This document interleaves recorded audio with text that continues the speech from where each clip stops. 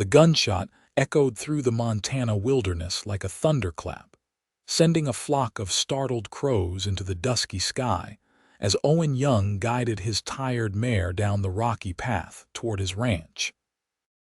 It was 1878, and the territory was still wild enough that a man needed to keep one hand near his revolver at all times.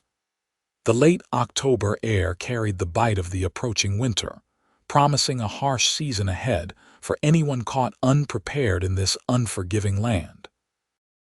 Owen pulled his worn leather coat tighter around his broad shoulders as the first drops of rain began to fall.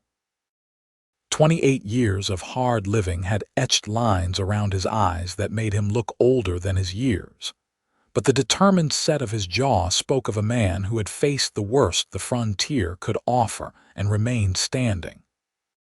His ranch, modest though it was, represented everything he had fought for since arriving in Montana 5 years ago with nothing but determination, and the skills he'd learned working cattle drives across Texas. The storm was gathering force by the time he reached the weathered gate of the Young Cattle Company. Lightning split the sky, illuminating the main house, bunkhouse, and barn in stark relief against the darkening landscape. His 2 ranch hands, both experienced cowboys who had ridden with him for years, would be finishing the evening chores and settling in for the night. "Everett, Hank," Owen called out as he dismounted near the main house. The wind was howling now, carrying his voice away.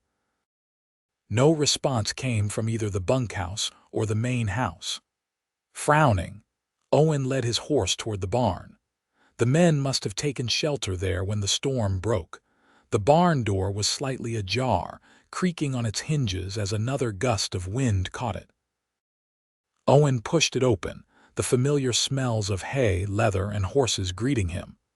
The lantern hanging from a beam cast long shadows across the stalls.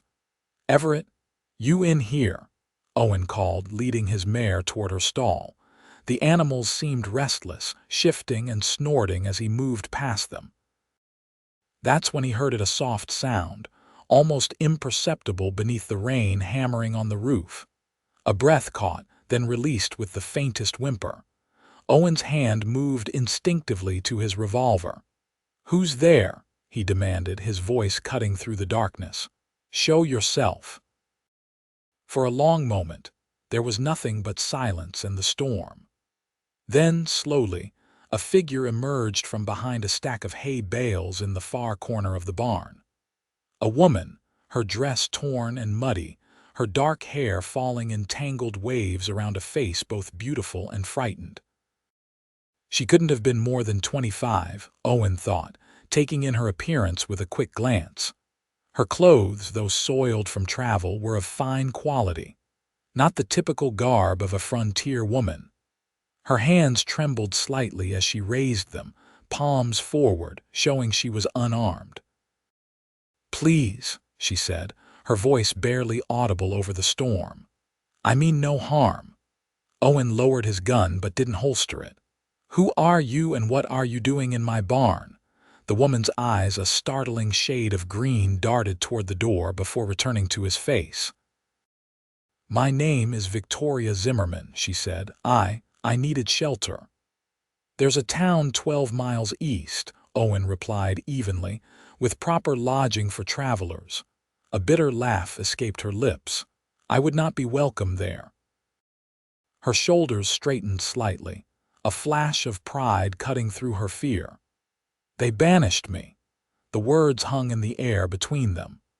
Owen studied her carefully, noting the exhaustion in her posture, the way she swayed slightly on her feet as if it took all her strength to remain standing. "Not anymore," he said finally, holstering his weapon. "Not on my land." Relief washed over her face, so profound that for a moment Owen thought she might collapse. Instead, she steadied herself against a nearby post. "Thank you," she whispered. A particularly violent gust of wind rattled the barn doors, sending a spray of rain across the threshold. Owen moved to secure them properly. "My men?" he asked, glancing around the barn again. I haven't seen anyone, Victoria replied. I've been here only an hour or so. That was concerning. Everett and Hank should have been tending to the animals by now, but the storm was worsening and he had a more immediate issue to address.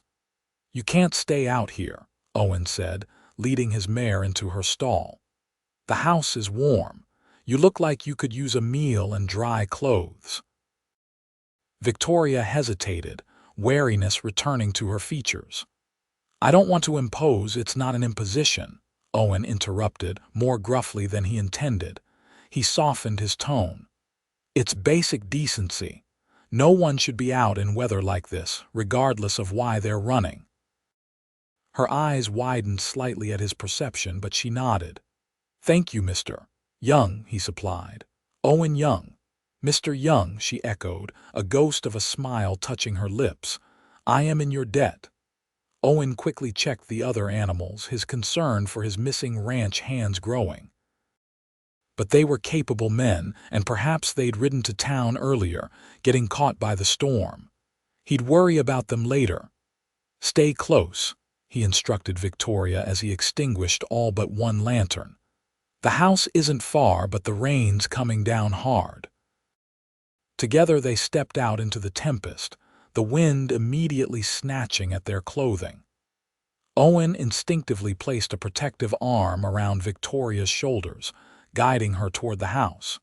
She was slight against him, her body tense but yielding to his direction.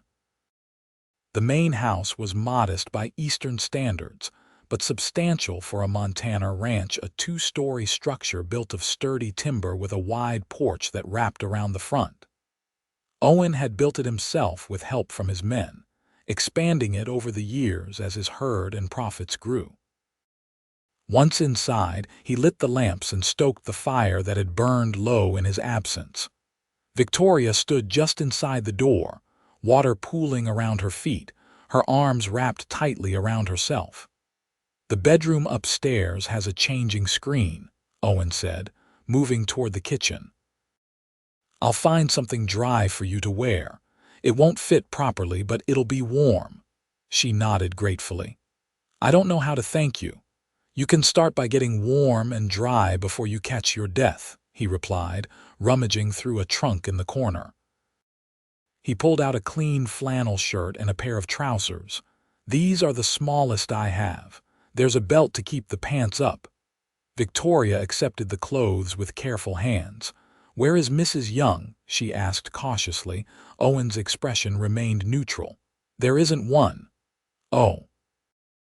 A faint blush colored her pale cheeks. I'm sorry. Nothing to be sorry for, he said, turning back to the fire. Bedroom's up those stairs, first door on the right. There's water in the pitcher for washing. I'll have something hot ready when you come down. Victoria nodded and made her way upstairs, her footsteps light on the wooden treads. Once she was gone, Owen allowed himself a moment to process the unexpected situation. A banished woman hiding in his barn during a storm, 2 missing ranch hands, and now a stranger in his house, not how he'd expected the evening to unfold. As he put coffee on to boil and pulled out provisions for a simple meal, his mind kept returning to the woman upstairs. They banished me, she had said. Who were they? And what could a woman like that have done to deserve banishment? Owen had seen his share of frontier justice. Sometimes it was fair, sometimes not, but he'd rarely seen it applied to a woman of obvious refinement like Victoria Zimmerman. Whatever her story was, it would have to wait until she was fed and properly rested. He was setting a pot of beans to warm when Victoria reappeared at the bottom of the stairs. Owen's clothes engulfed her slender frame, the sleeves rolled up several times and the pants cinched tightly at the waist, yet somehow she managed to look dignified. She'd washed her face and combed her dark hair, which now fell in damp waves past her shoulders. The fire feels wonderful, she said, approaching the hearth with outstretched hands. I'd forgotten what it was like to be warm. How long have you been traveling? Owen asked, placing 2 tin cups of coffee on the table. Victoria sank into a chair with a sigh of exhaustion. 3 days, on foot mostly. I had a horse, but it was taken from me at the edge of town. Owen's brow furrowed. Which town? Clearwater, she replied, naming a settlement about 30 miles to the south. They escorted me to the town limits and made it clear I wasn't to return. That's a hard journey for anyone, especially on foot. Owen served 2 plates of beans and cornbread, adding a strip of salt pork to each. You're lucky you weren't set upon by wolves or worse. Victoria's hands trembled slightly as she picked up her fork. I'm not sure luck had anything to do with it, she said quietly. Perhaps mere stubbornness. They ate in silence for a few minutes, the storm continuing to rage outside. Victoria ate with the careful manners of someone raised in genteel society, but with the hunger of someone who hadn't seen a proper meal in days. I suppose you want to know why I was banished, she said finally, setting down her fork. Owen met her gaze steadily. Only if you want to tell me. Out here, most folks are running from something or someone. I make it a policy not to pry. Surprise flickered across Victoria's face. That's uncommonly generous, not generosity, Owen corrected. Just experience.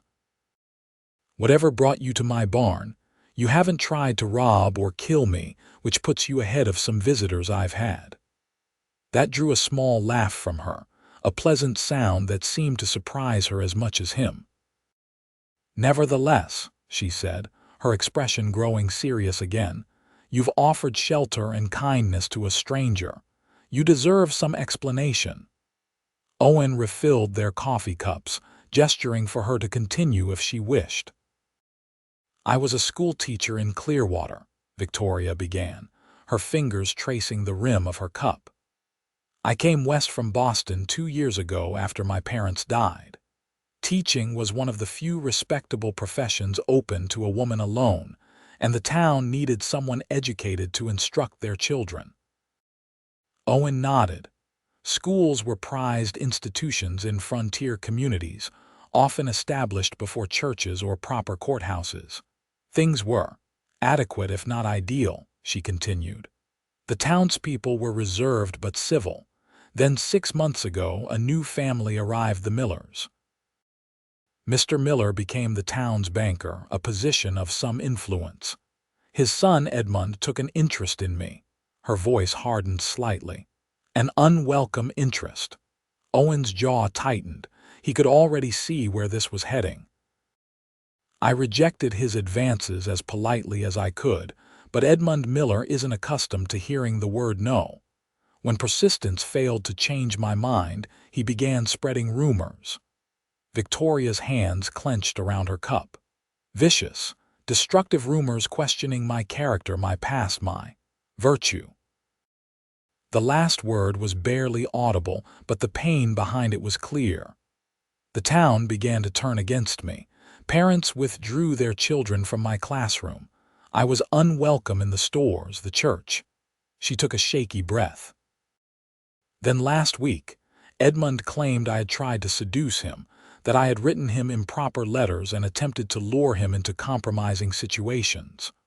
Owen's expression darkened, and they believed him. His father is a powerful man, Victoria said simply. And I am a woman alone, with no family to speak for me. The town council met and decided I was a corrupting influence on their community. They gave me an hour to gather my belongings before the sheriff escorted me to the town limits. The rain pounded against the windows as Owen absorbed her story. It was, unfortunately, not an uncommon tale in frontier towns where a woman's reputation was her only currency. And the horse? He asked. Victoria's mouth twisted bitterly. The sheriff decided it had been paid for with town funds for the school, and therefore wasn't mine to take. Owen swore under his breath. So they left you, a lone woman, to walk through wilderness without provisions or protection. They gave me a day's worth of food, she said, as if that somehow mitigated the cruelty. More than Edmund wanted to allow. The rage that surged through Owen surprised him with its intensity. He'd seen injustice before it was as common as dust in these territories, but the calculated cruelty of it struck him deeply. "What were you planning to do?" he asked, keeping his voice even despite his anger. "Where were you heading?" Victoria's shoulders sagged slightly. "I don't know," she admitted. "West, I suppose, to another town where they haven't heard of me, where I might start again, alone, on foot, with winter coming." Owen didn't phrase them as questions. She lifted her chin. "I've survived worse, Mr. Young." The quiet dignity in her voice stirred something in Owen's chest. She was afraid he could see it in the tension around her eyes, but not broken. "Not yet. You'll stay here," he said decisively. "At least until the storm passes and we can properly outfit you for travel." Victoria stared at him, clearly searching for the motive behind his offer. "That's very kind, but I couldn't impose—" "It's not kindness," Owen interrupted. "It's common sense. No one should be wandering these mountains with winter setting in, especially not alone." Before she could respond, a pounding at the door made them both start. Owen's hand moved to his revolver as he rose. "Stay here," he instructed, moving cautiously toward the entrance. The pounding came again, accompanied by a voice shouting over the wind. "Owen, it's Everett. Open up." Relief flooded through Owen as he unbarred the door. Everett stumbled in, soaked to the skin and supporting Hank, who limped heavily on one leg. "Thank God," Everett gasped, water streaming from his hat and coat. "Didn't think we'd make it back in this weather."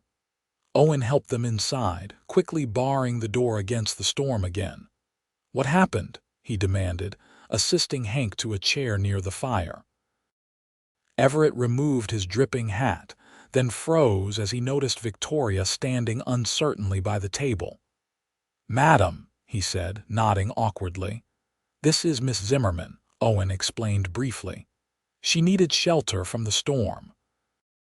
"Miss Zimmerman, these are my ranch hands, Everett Walsh and Hank Peterson." Victoria nodded politely, though Owen noted how she had moved slightly away from the men, her posture becoming more guarded. "Hank took a fall when his horse spooked at a lightning strike," Everett explained, turning back to Owen. "We were checking the north fence line. Had to leave the horses in the Peterson barn and walk the rest of the way." "Let me see," Owen said, kneeling to examine Hank's leg. The ankle was swollen but didn't appear to be broken. "Sprain, most likely. You're lucky it wasn't worse." "Don't feel particularly lucky at the moment, boss," Hank grimaced, his weathered face tight with pain.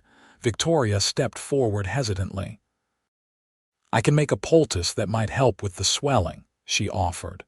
"If you have herbs in your kitchen." The men looked at her with varying degrees of surprise. "I was raised by a mother who believed every woman should know basic healing," she explained, a hint of defiance in her voice. "Especially useful when doctors are scarce." Owen nodded and gestured toward the kitchen area. "Whatever we have is yours to use." As Victoria busied herself gathering supplies, Owen helped Hank remove his boot and elevate his injured ankle. Everett moved closer, speaking in a low voice. "Found tracks while we were out," he said quietly. "3 riders moving fast. Could be nothing, but they weren't heading this way," Owen asked sharply. "Not directly, no. Heading west along Cripple Creek." Everett hesitated. "There's something else. Stopped by the Parker place on our way back." They had news from town. Owen waited, his expression carefully neutral. "There's talk of a woman who ran afoul of some powerful folks down in Clearwater," Everett continued, his eyes flicking briefly toward Victoria. "They're offering a reward for information on her whereabouts, $50. It was a substantial sum, enough to tempt many in the area who struggled to keep food on their tables. "What kind of trouble?" Owen asked, keeping his voice low. Everett shrugged. Parker didn't know details, just that she's wanted for questioning regarding some moral indiscretions. His words, not mine. Owen's jaw tightened as he glanced at Victoria, who was carefully grinding herbs with the back of a spoon. Her story rang true. He'd seen powerful men destroy women's reputations before when their advances were spurned. The fact that they were offering money to find her suggested the Millers weren't content with merely running her out of town. "We're not bounty hunters," Owen said firmly. "And we don't turn women out into storms, regardless of what they might or might not have done." Everett nodded, unsurprised by the response. "Never figured we would, boss. Just thought you should know." Victoria approached with a steaming cloth wrapped around a poultice of herbs. "This should help with the pain and swelling," she said, carefully applying it to Hank's ankle. "It needs to be kept warm and replaced in a few hours." Hank winced at the initial contact, then relaxed as the heat penetrated his injured joint. "Much obliged, madam," he said with genuine gratitude. The storm continued to rage outside as they settled in for the night. Owen arranged for Everett and Hank to stay in the main house, rather than making the treacherous journey to the bunkhouse in such weather. Victoria was given Owen's bedroom upstairs, despite her protests, while the men made do with blankets near the fire. As Owen lay awake listening to the wind howling around the eaves, his thoughts kept returning to Victoria Zimmerman. There was more to her story. He suspected not falsehoods, but depths she hadn't revealed. And now there were men offering money for information about her whereabouts. Whatever trouble followed her, it had found its way to his doorstep. Owen wasn't a man who sought complications, but neither was he one to turn his back on someone in need, especially when that someone had been treated with such blatant injustice. With that thought in his mind, he finally drifted into a restless sleep as the storm raged on. The morning broke clear and cold, the storm having blown itself out sometime during the night. Owen rose before dawn, as was his habit, and found Victoria already awake in the kitchen, stoking the fire and preparing coffee. She had rolled up the sleeves of his flannel shirt and tied a piece of rope around her waist to keep the trousers from slipping. Her hair was tied back with a strip of fabric, and there was a look of quiet determination on her face. "You're up early," Owen observed, pouring water into the wash basin. "Old habits," she replied with a small smile. "Teachers rise with the sun." "And apparently make coffee for their hosts," he noted, appreciating the rich aroma filling the kitchen. Victoria's cheeks colored slightly. "It seemed the least I could do. I also checked on Mr. Peterson's ankle. The swelling has gone down considerably." Owen nodded, splashing water on his face. "You have a healing touch." "My mother would be pleased to hear it," she said, a shadow passing across her face at the mention of her parent. "She always said my hands were meant for more than just pointing at chalkboards." Outside, the world was transformed by the storm's passage. A thin layer of early snow dusted the ground, and the mountains in the distance stood crisp and clear against the pale blue sky. It was the kind of morning that reminded Owen why he had chosen this life, despite its hardships. Everett and Hank woke soon after, and the four of them shared a simple breakfast of biscuits and coffee. Victoria was quieter with the men present, Owen noticed, but she wasn't intimidated by them. There was a watchfulness to her that spoke of caution rather than fear. "I should check on the horses," Owen said as they finished eating. "Everett, see that the pump hasn't frozen. Hank, you stay off that ankle another day." "I can help with the housework," Victoria offered, "and perhaps mend some clothing if you have items needing attention." Owen hesitated. He hadn't planned for her to start working as if she were hired help. "That's not necessary, please," she interrupted, her green eyes earnest. I would feel better earning my keep, however temporarily. Idleness doesn't suit me." There was something in her expression that made Owen understand this was about dignity, not obligation. He nodded. "As you wish.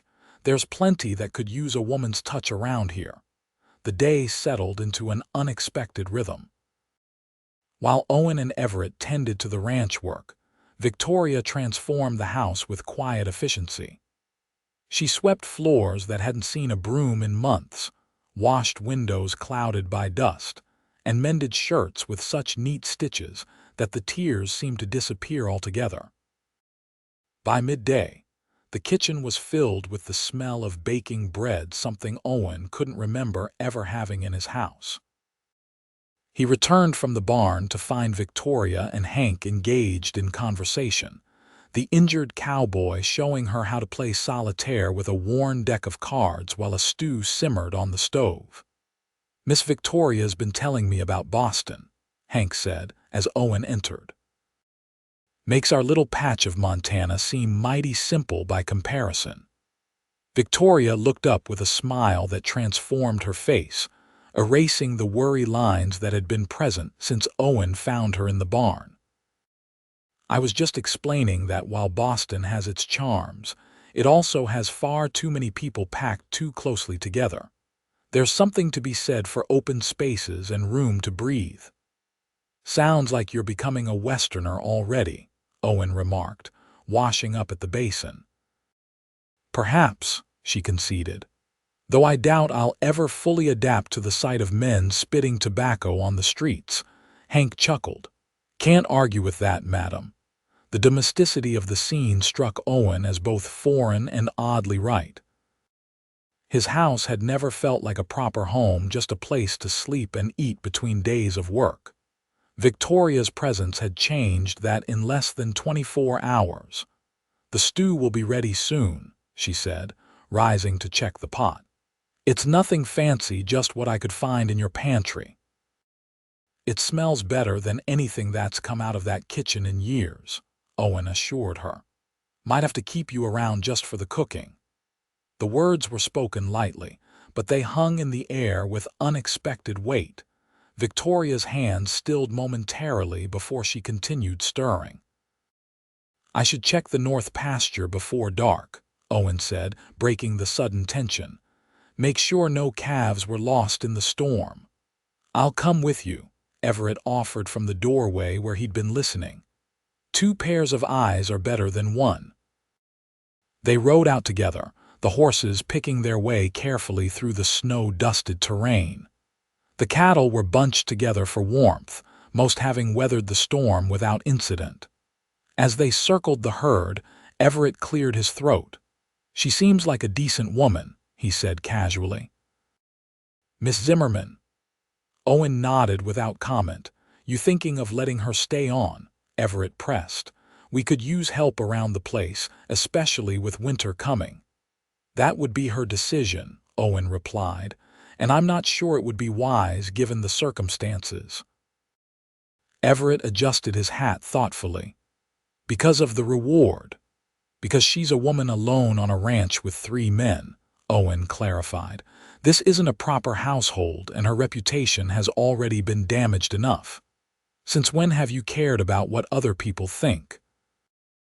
Owen reined his horse to a stop, turning to face his friend directly. "It's not about what I think. It's about her future. If she stays here, even with the most honorable intentions, people will talk.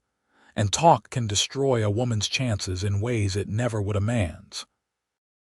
Everett held his gaze for a long moment. "Maybe so," he conceded. "But sometimes safety's worth more than reputation. And if those men from Clearwater are looking for her, they'll find her eventually if she's on her own." The thought had already occurred to Owen, though he was reluctant to admit it. Victoria Zimmerman faced danger whether she stayed or left, just different kinds. "Let's finish checking the herd," he said finally. "Daylight's wasting."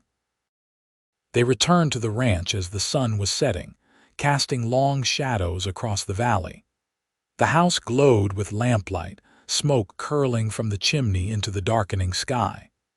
Through the window, Owen could see Victoria setting the table, her movements graceful and purposeful. The evening meal was the best Owen had eaten in his own home. The stew was rich and flavorful, the bread warm and crusty. Even Hank, not known for his appreciation of cooking, complimented Victoria repeatedly. "You missed your calling, Miss Victoria," he declared, sopping up the last of his stew with a piece of bread. "Should have been a cook instead of a schoolteacher." Victoria smiled, though Owen noticed it didn't quite reach her eyes. "Perhaps in another life, Mr. Peterson." After the meal, as Everett and Hank settled in for a game of cards, Owen gestured for Victoria to join him on the porch. The night was cold but clear, stars scattered across the sky like diamond dust. Their breath formed clouds in the frosty air. "I need to talk to you about your plans," Owen said without preamble. "It's not safe for you to travel alone, especially now." Victoria wrapped her arms around herself. Whether from cold or discomfort, he couldn't tell. "What do you mean, especially now?" Owen hesitated, then decided honesty was the only fair approach. "There's a reward being offered for information about you, $50. She paled visibly, even in the dim light spilling from the window. "Edmund," she whispered, "or his father. They won't be satisfied until I'm completely ruined." "Why?" Owen asked. "What would they gain from pursuing you this way?" Victoria turned away, staring out at the darkened landscape. "Pride, perhaps, or fear." "Fear of what?" She was silent for so long that Owen thought she might not answer. When she finally spoke, her voice was barely audible. "Edmund Miller has certain proclivities, preferences that most would find disturbing." Her hands tightened on the porch railing. "I discovered this when I found one of my younger students, a girl of 12, crying behind the schoolhouse. She had bruises on her wrists and was terrified to tell anyone what had happened. But eventually, she confided in me." Owen felt a cold fury building in his chest. "He hurt her." Victoria nodded, still not looking at him. "I confronted him privately, hoping to shame him into leaving the children alone. I threatened to go to the sheriff if I ever heard of him touching another child." Her laugh was bitter and short. "I was naive enough to think that would be the end of it." "But it was just the beginning," Owen guessed. "Yes. His father couldn't risk such accusations being made public. It would ruin their standing in the community, their business prospects. So they decided to destroy my credibility before I could destroy theirs." She finally turned to face him, her expression hard with anger. "And they succeeded. The girl's family suddenly decided to move away. No one would listen to my concerns. And then came the rumors." The pieces fell into place for Owen: the determined pursuit, the substantial reward. This wasn't just about a rejected suitor's wounded pride. It was about silencing a potential threat permanently. "They won't stop looking," he said grimly. "Men like that can't afford to leave loose ends." Victoria nodded, resignation in her posture. "Which is why I need to keep moving." "I've already stayed too long and put you at risk. I'll leave tomorrow." "And go where?" Owen demanded. "Alone, with winter setting in and men possibly tracking you. That's not a plan, it's suicide." "What choice do I have?" she countered, a spark of defiance flaring. "I can't stay here indefinitely. As you said yourself, a woman alone on a ranch with 3 men, it's not proper." Owen ran a hand through his hair in frustration. "Proper be damned. I'm talking about your safety." "My safety has been compromised since the moment Edmund Miller set eyes on me," Victoria said quietly.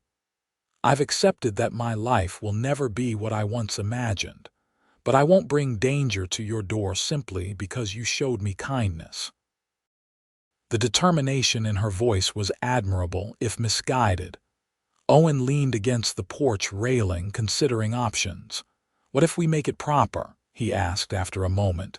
Victoria looked at him quizzically. "I don't understand. What if you weren't just staying here but working here?" Owen clarified. "Officially, as our housekeeper and cook, with proper wages and a contract that establishes the propriety of the arrangement." She blinked in surprise. "You would do that? This place could use a woman's touch," Owen said, gesturing toward the house. "And you need somewhere safe to stay until spring at least. By then, things might have settled down in Clearwater, or we can make arrangements to get you to a larger town where you'd be harder to find." Victoria studied his face in the dim light. "Why would you go to such trouble for a stranger?" It was a fair question, one Owen had been asking himself. "Because what happened to you was wrong," he said simply, "and I've seen too much wrong go unchallenged in this territory." For a moment, Victoria seemed to struggle with her composure. "I don't know what to say," she finally managed. "Say you'll consider it," Owen replied. "That's all I'm asking for now." She nodded slowly. "I will." They stood in companionable silence for a few minutes, watching the stars wheel overhead. Despite the seriousness of their conversation, Owen felt an unfamiliar sense of ease in Victoria's presence, as if they had known each other far longer than a single day. "We should go inside before you catch cold," he said eventually, noting how she had begun to shiver. As they turned to enter the house, Victoria placed a light hand on his arm. "Thank you, Mr. Young," she said softly, "not just for the offer, but for believing me when so many others wouldn't." Owen covered her hand briefly with his own. "Owen," he corrected. "If you're staying, you might as well use my given name." Victoria smiled, a genuine expression that transformed her face. "Owen," she repeated, as if testing the sound of it, "and you must call me Victoria." As they stepped back into the warmth of the house, Owen was struck by the feeling that something fundamental had shifted, not just for Victoria, but for him as well. Whatever dangers lay ahead, they would face them together. And somehow, that made the prospect seem less daunting than it should have. The days that followed settled into an unexpected but comfortable routine. Victoria officially accepted Owen's offer of employment, and a proper contract was drawn up specifying her duties and wages. If Everett and Hank had any opinions about the arrangement, they kept them to themselves, though Owen occasionally caught them exchanging knowing glances when Victoria wasn't looking. November deepened, bringing shorter days and colder nights. The ranch work continued regardless of whether cattle needed tending. Fences required mending, and preparations for the full onset of winter demanded attention.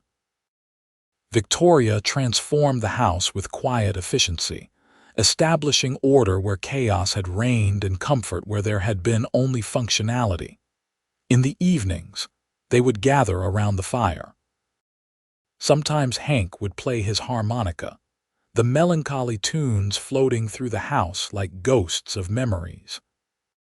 Other times, Victoria would read aloud from one of the few books Owen owned, mostly practical manuals on animal husbandry and farming, but also a dog-eared copy of The Last of the Mohicans that had been his mother's. On one such evening, with snow falling gently outside the windows, Victoria closed the book and looked thoughtfully at the men around her. "Did none of you ever attend school?" she asked. Everett chuckled. 6 months when I was 10. Teacher was a mean old coot who believed learning was best accomplished with a willow switch. 3 years, Hank offered. Enough to read and figure, which is all a cowboy really needs. Victoria turned to Owen, eyebrows raised in question. "More than most," he admitted. "My mother was educated. She taught me until I was 14 when she passed." A sympathetic expression crossed Victoria's face. "She must have been a remarkable woman." "She was," Owen agreed, memories stirring that he rarely allowed himself to revisit. "Came west with my father from Virginia.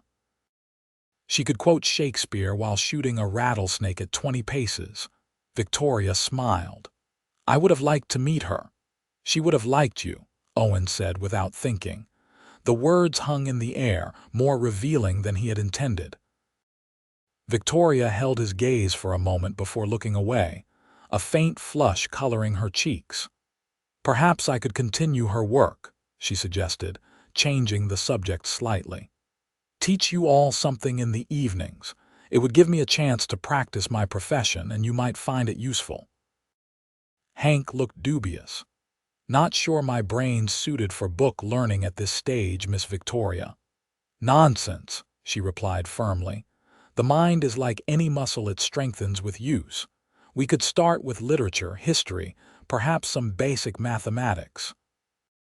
I wouldn't mind brushing up, Everett admitted. My letter writing to my sister is shameful. And so another dimension was added to their evening routine.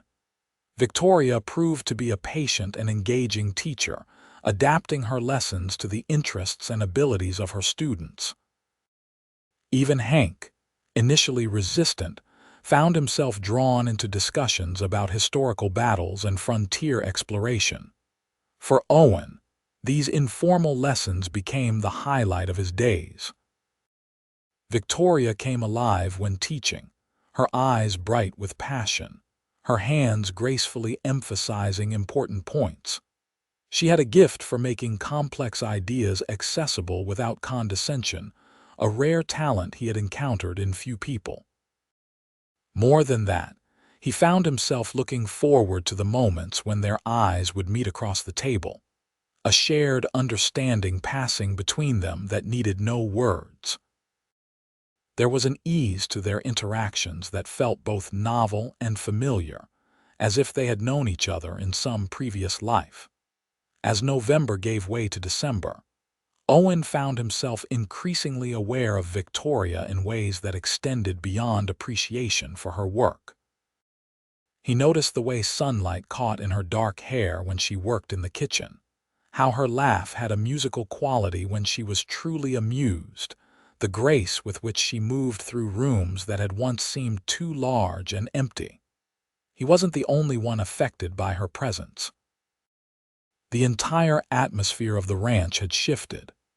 Everett whistled as he worked, Hank took more care with his appearance, and even the house itself seemed to stand straighter against the winter winds, as if taking pride in being properly cared for at last. Yet beneath this newfound harmony lay an undercurrent of tension. Owen had not forgotten the threat that had driven Victoria to his barn that stormy night. Every time a rider appeared on the horizon, his hand moved instinctively to his revolver. Every trip to the nearby trading post included careful questions about strangers in the area. So far, there had been no sign of pursuit, but Owen wasn't naive enough to believe they were safe. His vigilance proved warranted one crisp December afternoon when Everett returned from a supply run to the trading post with disturbing news. There were men asking questions, he reported, stomping snow from his boots in the kitchen. 3 of them. Didn't look like cowboys or trappers too well dressed. One had a city man's hands, soft as a woman's. Victoria, who had been kneading bread dough, went still. Did they ask about me specifically? Not by name, Everett said. Just whether anyone had seen a dark-haired schoolteacher passing through, said she was wanted for theft back in Clearwater. Owen's jaw tightened. Theft, that's new. Easier to get cooperation than moral indiscretions, Victoria said bitterly, returning to her kneading with more force than necessary. Did anyone at the post give them information? Everett shook his head. Old man Simmons isn't one for helping strangers find anyone. Told them he hadn't seen any schoolteachers since he was a boy. He hung his coat by the door. But they're staying at the post tonight, planning to start asking at ranches tomorrow. Owen exchanged a glance with Victoria. Their location wasn't a secret. Anyone at the trading post could direct visitors to the Young Cattle Company. We need to hide you, he said decisively. Victoria straightened, flour dusting her hands. I won't cower in a cellar while you risk yourselves facing these men. It's not about cowering, Owen countered. It's strategy. They don't know for certain you're here. If they don't see you, they have no proof. And if they search the house? She asked. They won't, Owen said with quiet certainty. Not without cause, and not if I have anything to say about it. Victoria studied his face, seeming to read the determination there. After a moment, she nodded. Where then? The old line shack in Thompson's Gorge, Hank suggested from his seat by the fire. It's stocked for emergencies, and no one would think to look there this time of year. Owen considered the suggestion. The line shack was a small, sturdy structure built as shelter for cowboys working the far boundaries of the ranch. It was remote enough to be secure, but close enough to reach before nightfall. That could work, he agreed. Everett, how much time do we have? They were settling in when I left. Likely won't start out until morning. Owen nodded. We'll leave within the hour. I'll take Victoria to the line shack and stay with her. You two remain here and act normal. If the men come asking, you've never seen any schoolteacher. And if they don't believe us? Everett asked. Then you tell them I'm up checking the North Range and won't be back for days, Owen replied. By the time they realize it's a lie, we'll have figured out our next move. The plan settled, they moved quickly to prepare. Victoria packed only essential items while Owen gathered food supplies and extra ammunition.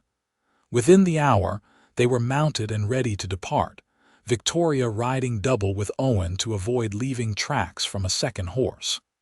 Be careful, Everett warned as they prepared to leave. Those men didn't strike me as the type to give up easily. Owen nodded grimly. We'll send word when it's safe to return. They rode out through the gathering dusk, taking a circuitous route to mask their destination. Victoria sat behind Owen, her arms wrapped around his waist for balance. The closeness was both distracting and comforting as they made their way through the snow-covered landscape. I'm sorry, Victoria said after they had been riding for some time. This is exactly what I feared, bringing danger to your doorstep. Owen glanced back at her.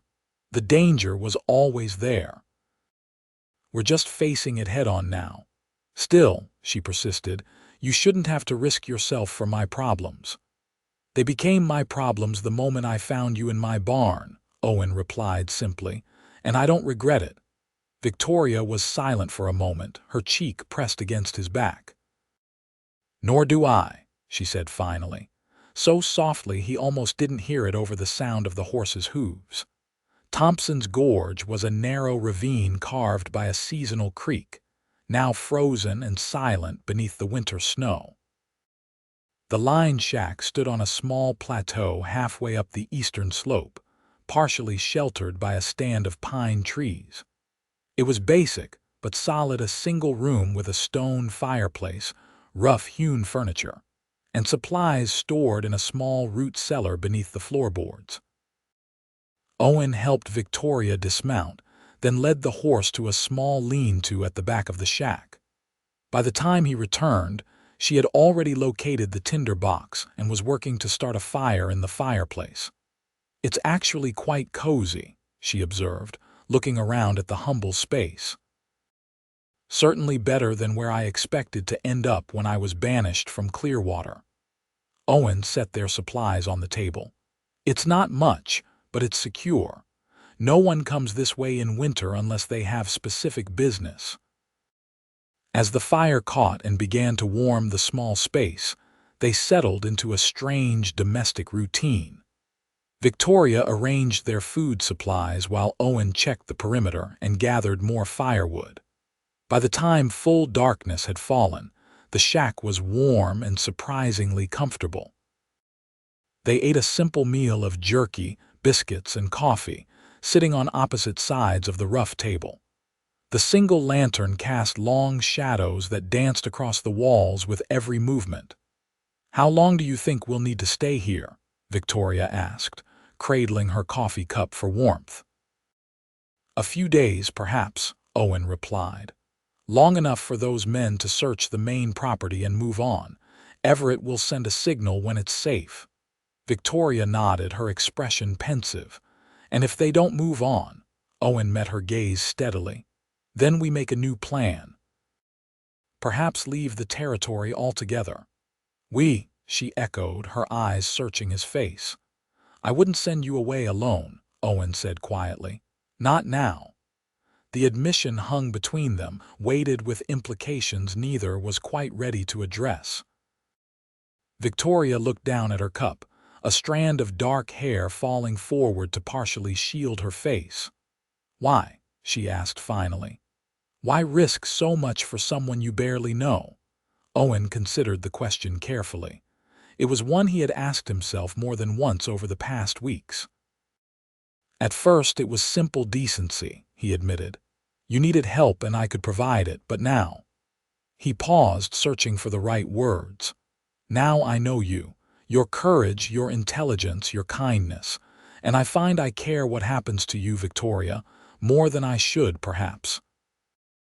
Victoria's eyes, when she raised them to his, held a vulnerability he hadn't seen before. I care what happens to you too, Owen, more than is wise for a woman in my position. The small shack suddenly seemed even smaller, the space between them charged with unspoken emotions. Owen stood, needing distance to maintain his composure. We should rest, he said, moving toward the door to check the latch. Tomorrow may be a long day. Victoria nodded, accepting the change of subject. There's only one bed, she observed. I'll take the floor by the fire, Owen said immediately. I've slept in worse places. A ghost of a smile touched Victoria's lips. I'm sure you have, but it seems unnecessary when the bed is large enough for two. At his startled expression, she added quickly, with a proper division, of course. We're both adults, after all. Owen hesitated. The proposition was entirely innocent and practical, yet it felt fraught with significance. If you're certain, he said finally. I am, Victoria replied with quiet dignity. I trust you, Owen, completely. They arranged the bed with one of the saddle blankets, creating a dividing line down the center. Victoria took the side closer to the wall, turning her back as Owen extinguished the lantern. In the darkness, with only the fire's glow providing illumination, he stretched out on his side of the improvised barrier, acutely aware of her presence just inches away. Good night, Victoria, he said softly. Good night, Owen, came her reply, equally soft. Despite his exhaustion, sleep eluded Owen. He lay listening to Victoria's breathing as it gradually deepened and slowed, indicating she had drifted off. Outside, the wind picked up, whistling around the corners of the shack and rattling the single window. The isolation that had seemed like safety earlier now felt like vulnerability. They were alone here, with only each other to depend on if trouble found them. Yet alongside this concern was a strange contentment. In this remote cabin, miles from the nearest neighbor, there was a sense of rightness that Owen couldn't quite explain. As if all the twists and turns of his life had been leading him to this moment, this place, this woman. The thought should have alarmed him.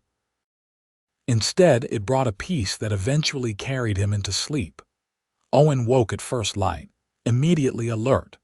Victoria still slept, her dark hair spread across the pillow, her face softer in repose than he had ever seen it.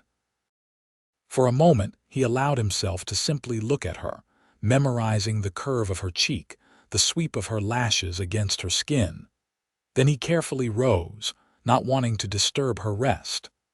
The fire had burned low during the night, and he quietly added more wood, coaxing the embers back to life. The morning was bitterly cold, their breath visible inside the shack. He had just put coffee on to boil when Victoria stirred, blinking awake with the disorientation of someone in unfamiliar surroundings. Good morning, he said. Coffee will be ready soon. Victoria sat up, smoothing her hair with one hand. What time is it? Just after dawn. Owen moved to the window, carefully peering out at the snow-covered landscape. No sign of anyone. "You think they've gone to the ranch yet?" she asked, rising and straightening her clothes. "Likely on their way now if they kept to their plan." Owen poured coffee into 2 tin cups, handing one to Victoria. "Everett and Hank know what to do." They shared a simple breakfast of hardtack and dried apples, discussing their situation with the practical focus of partners in adversity. The easy companionship of the previous weeks remained, but there was a new undercurrent to their interactions, and awareness that had been acknowledged, if not fully explored, in their conversation the night before. The day passed slowly. Owen ventured out twice to check the surroundings and tend to the horse, while Victoria organized their supplies and made the shack as comfortable as possible. They took turns reading aloud from a dog-eared copy of The Pilgrim's Progress that Owen had found on a shelf, the familiar words filling the silence and providing distraction from their concerns. As dusk approached, Owen grew increasingly restless. "Everett should have sent word by now if it was safe," he said, pacing the small confines of the shack. "Perhaps they haven't left yet," Victoria suggested, though her tone betrayed her own worry. "Or perhaps Everett couldn't get away without arousing suspicion." Owen nodded, though he wasn't convinced. Everett was resourceful and had clear instructions. His absence suggested complications.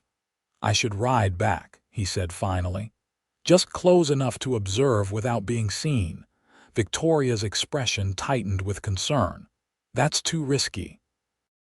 "If they see you—" "I know the land better than any visitor," Owen interrupted. "I can approach from the ridge line and stay hidden in the trees." Before Victoria could argue further, a sound outside caught their attention, the distant but unmistakable crack of a rifle shot, followed by another.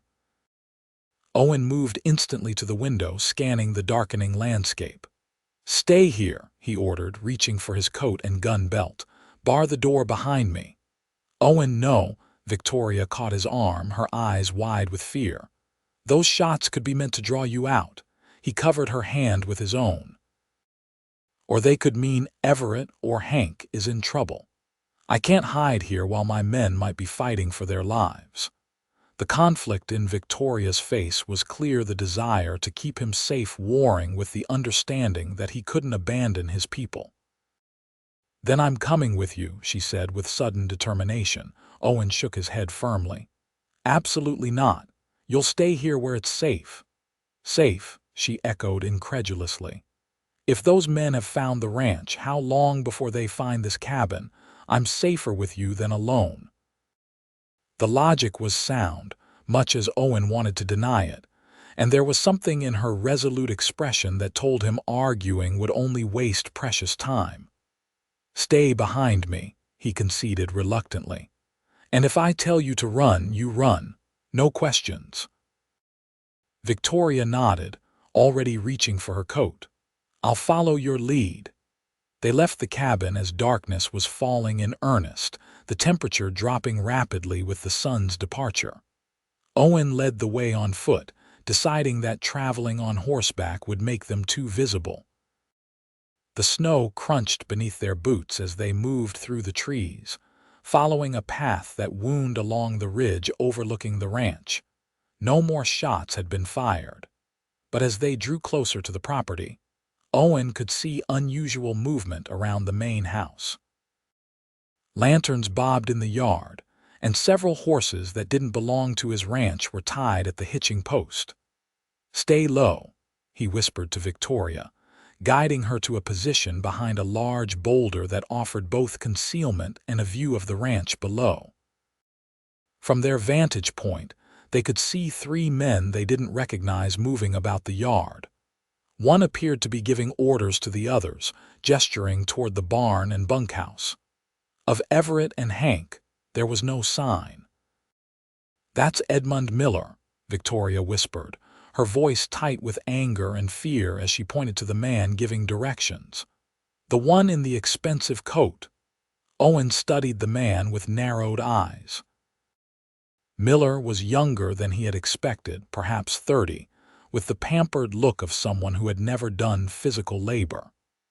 Yet there was a hardness to his face that belied his privileged appearance, the expression of a man accustomed to getting his way, by whatever means necessary. "The other two are hired muscle," Victoria continued. "I don't recognize them." "Where are Everett and Hank?" Owen muttered, scanning the property with growing concern. As if in answer to his question, the barn door opened and Everett was shoved outside by one of Miller's men. Even from a distance, Owen could see that his friend was injured. He moved with a stiffness that suggested he had taken a beating. Miller approached Everett, saying something they couldn't hear. Everett shook his head, his posture defiant despite his injuries. Miller's response was to strike him across the face with what appeared to be the butt of a pistol. Owen's hand tightened on his rifle, his body tensing to move. Victoria gripped his arm. "Don't," she pleaded in a whisper. "They outnumber you and they're using Everett as bait. That's why they haven't killed him. They're hoping he'll draw you out." The rational part of Owen knew she was right, but watching his friend being abused tested the limits of his restraint. "I can't just watch," he growled. "We need a plan," Victoria insisted, "not a suicidal charge." Before they could discuss further, movement near the house caught their attention.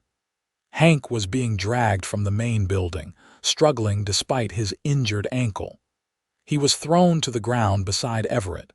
Miller stood over the two ranch hands, speaking animatedly. Though they couldn't hear the words, the message was clear.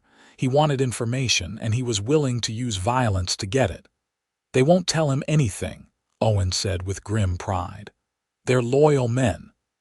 "That's what I'm afraid of," Victoria replied, her face pale in the gathering darkness. Edmund isn't known for his patience or mercy. As they watched, Miller appeared to grow frustrated with the lack of cooperation. He drew his pistol, aiming it at Hank's head in a clear threat. Owen had seen enough. "Stay here," he whispered to Victoria. "I'm going to circle around through the creek bed. I can approach from behind the barn without being seen." "What are you going to do?" she asked, fear evident in her voice. "Create a distraction," Owen replied. "When I start firing, Miller and his men will take cover." "That should give Everett and Hank a chance to move." Victoria shook her head. "It's too dangerous. They'll find your position." "I don't see another option," Owen said tersely, "unless you have a better idea." Victoria bit her lip, thinking quickly. "What if I surrendered?" she suggested. "If Edmund gets what he wants, he might leave your men alone." "No," Owen said flatly. "That's not happening. He didn't come all this way just to escort you back to Clearwater. Men like that don't leave witnesses." The grim truth of his assessment hung between them. Whatever Miller's official story might be, his actions suggested more sinister intentions. "Then we need help," Victoria said. "Is there anyone nearby who would come if called?" Owen considered the question. "The nearest neighbor is the Johnson place, 5 miles east. But getting there and back would take hours. By then—" He didn't finish the thought. Below, the situation was deteriorating. Miller had grown tired of waiting and kicked Hank hard in the ribs. Even at this distance, they could hear the older cowboy's grunt of pain. "I'm going," Owen decided, checking his rifle one last time.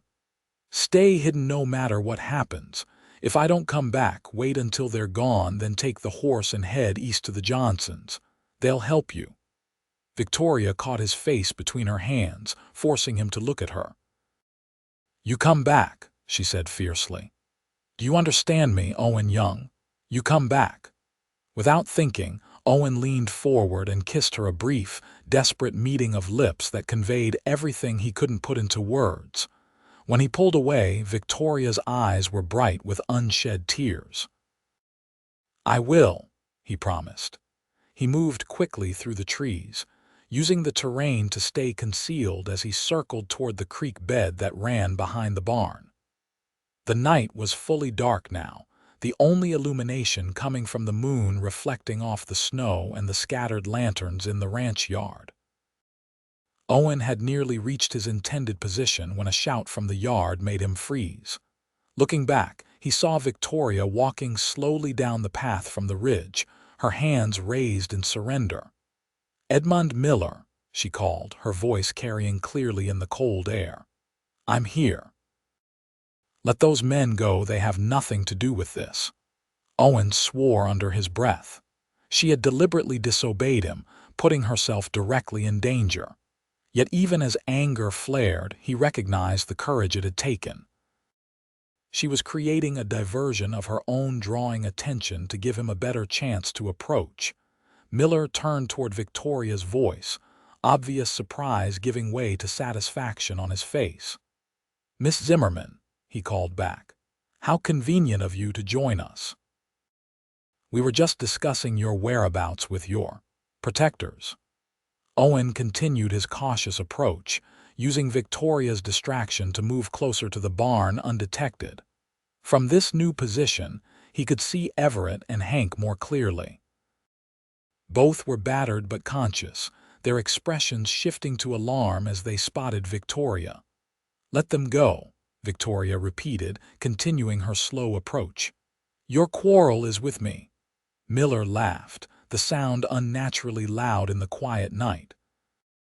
"My quarrel, as you put it, extends to anyone harboring a known criminal." "The only criminal here is you," Victoria replied, her voice steady despite her vulnerable position. "We both know the truth about what happened in Clearwater." Miller's face hardened. "Careful, Miss Zimmerman. Your situation is precarious enough without adding slander to your sins." Owen had reached the back of the barn. He quietly entered through the small door used for mucking out stalls, moving through the familiar darkness with practiced ease. Through the main doors, which stood partially open, he could see the confrontation in the yard. Victoria had stopped about 20 feet from Miller and his men, still keeping her hands visible. "What do you want, Edmund?" she asked directly. "Why come all this way?" "Initially, to bring you back to face justice," Miller replied, though his tone suggested this was a rehearsed answer. "But now I'm thinking a simpler resolution might be appropriate. After all, attempting to flee justice is a serious offense, and if you were to resist arrest, well..." He shrugged, the gesture chillingly casual. "Accidents happen on the frontier." The threat was unmistakable. Owen positioned himself carefully, ensuring he had a clear shot if needed. One of Miller's men stood close to Everett and Hank, keeping them covered with a shotgun. The other remained near Miller, hand resting on his holstered pistol. "You won't get away with this," Victoria said, her calm beginning to falter as the reality of her situation became clear. "People know what you did in Clearwater, what you tried to do to that child." Miller's expression twisted with rage. "Lies," he spat. "No one would believe the word of a desperate spinster over that of a respected businessman." "I would," Owen said clearly, stepping into the doorway of the barn with his rifle trained on Miller. "And so would any decent man who heard her story." Miller whirled toward the new voice, his hand moving to his gun. "Who the hell are you?" "The owner of the property you're trespassing on," Owen replied evenly. "And the man who's giving you one chance to leave alive. Drop your weapons, all of you." For a tense moment, no one moved. Owen kept his rifle steady, aware that he couldn't cover all three men effectively. If they decided to fight, someone was likely to get hurt, possibly Victoria or his ranch hands. Miller's lips curled in a sneer. "You're outnumbered, Cowboy. And your friends are already at our mercy. Put down your rifle or watch them die." To emphasize the point, the man guarding Everett and Hank pressed his shotgun against Hank's head. The older cowboy didn't flinch, his eyes fixed defiantly on Miller. Owen didn't lower his weapon. "You seem to be operating under a misunderstanding," he said, his voice deceptively conversational. This is my land. These are my people. You don't give orders here." "Owen," Victoria said softly, a warning in her voice. Miller glanced between them, a new understanding dawning in his expression. "Ah, I see now. You found yourself a protector, Victoria. How touching." He turned back to Owen. "Did she tell you why she was really banished from Clearwater? The children she corrupted with her unnatural ideas? The way she tried to turn the town against respectable citizens with her lies?" "She told me everything," Owen replied, "including what you did to that girl, what you threatened to do to others." Miller's face flushed with anger. "You have no idea who you're dealing with. My father owns half the businesses in 3 counties. One word from him, and your little ranch will be burned to the ground." "Your father isn't here," Owen observed, "and threats only work when the person hearing them has something to lose that they value more than their principles." The standoff continued, tension building with each passing second. Owen could see Miller calculating his options, weighing the risk of violence against the possibility of retreat. The man was used to intimidation working in his favor. Facing someone who wouldn't be cowed was clearly an unfamiliar experience. Before Miller could decide on his next move, the sound of approaching horses broke the silence. All eyes turned toward the ranch entrance, where 3 riders were approaching at a steady trot, rifles visible across their saddles. "Reinforcements?" Miller asked with renewed confidence. Owen didn't take his eyes off the banker's son. "Neighbors," he replied. "The shots earlier would have carried across the valley. Around here, gunfire at night brings help." As the riders drew closer, Owen recognized Tom Johnson and his 2 sons from the neighboring ranch. Solid, dependable men who had helped Owen raise his barn 3 years ago, and who operated on the frontier code of mutual aid that kept communities alive in harsh territory. "Everything all right, Young?" Johnson called as they pulled to a stop, taking in the scene with experienced eyes. "Just removing some trespassers, Tom," Owen replied, his rifle still trained on Miller. "They were just leaving." Johnson dismounted, his sons following suit. All 3 men kept their rifles ready. "Seems like they might need some persuading," the older man observed dryly. Miller's confident demeanor faltered visibly as the odds shifted against him. His men looked to him for direction, clearly uncomfortable with the deteriorating situation. "This isn't over," Miller warned, his voice lacking its earlier authority. "That woman is wanted for crimes in Clearwater. Harboring her makes you all accessories." Johnson spat into the snow. "Don't recall Clearwater having any authority in Montana territory," he said. "And I don't much care for men who point guns at their neighbors, so I suggest you mount up and ride out while that's still an option." Outnumbered and outmaneuvered, Miller had little choice. With a final venomous glare at Victoria, he gestured for his men to retreat. "You've made a serious mistake," he told Owen as he mounted his horse. "Both of you will regret this." "The only regret I have," Owen replied steadily, "is not being in Clearwater when you were terrorizing children. Now get off my land." The 3 men rode out, their departure watched carefully by Owen and the Johnsons until they disappeared into the darkness. Only then did Owen lower his rifle and move quickly to where Victoria stood, trembling now that the immediate danger had passed. "Are you hurt?" he asked, scanning her face with concern. She shook her head, though tears had begun to track down her cheeks. "I'm sorry," she whispered. "I couldn't let you face them alone. I couldn't bear it if something happened to you because of me." Owen wanted to be angry at her for the risk she had taken, but found he couldn't summon the emotion. Instead, he pulled her gently against his chest, one hand cradling the back of her head.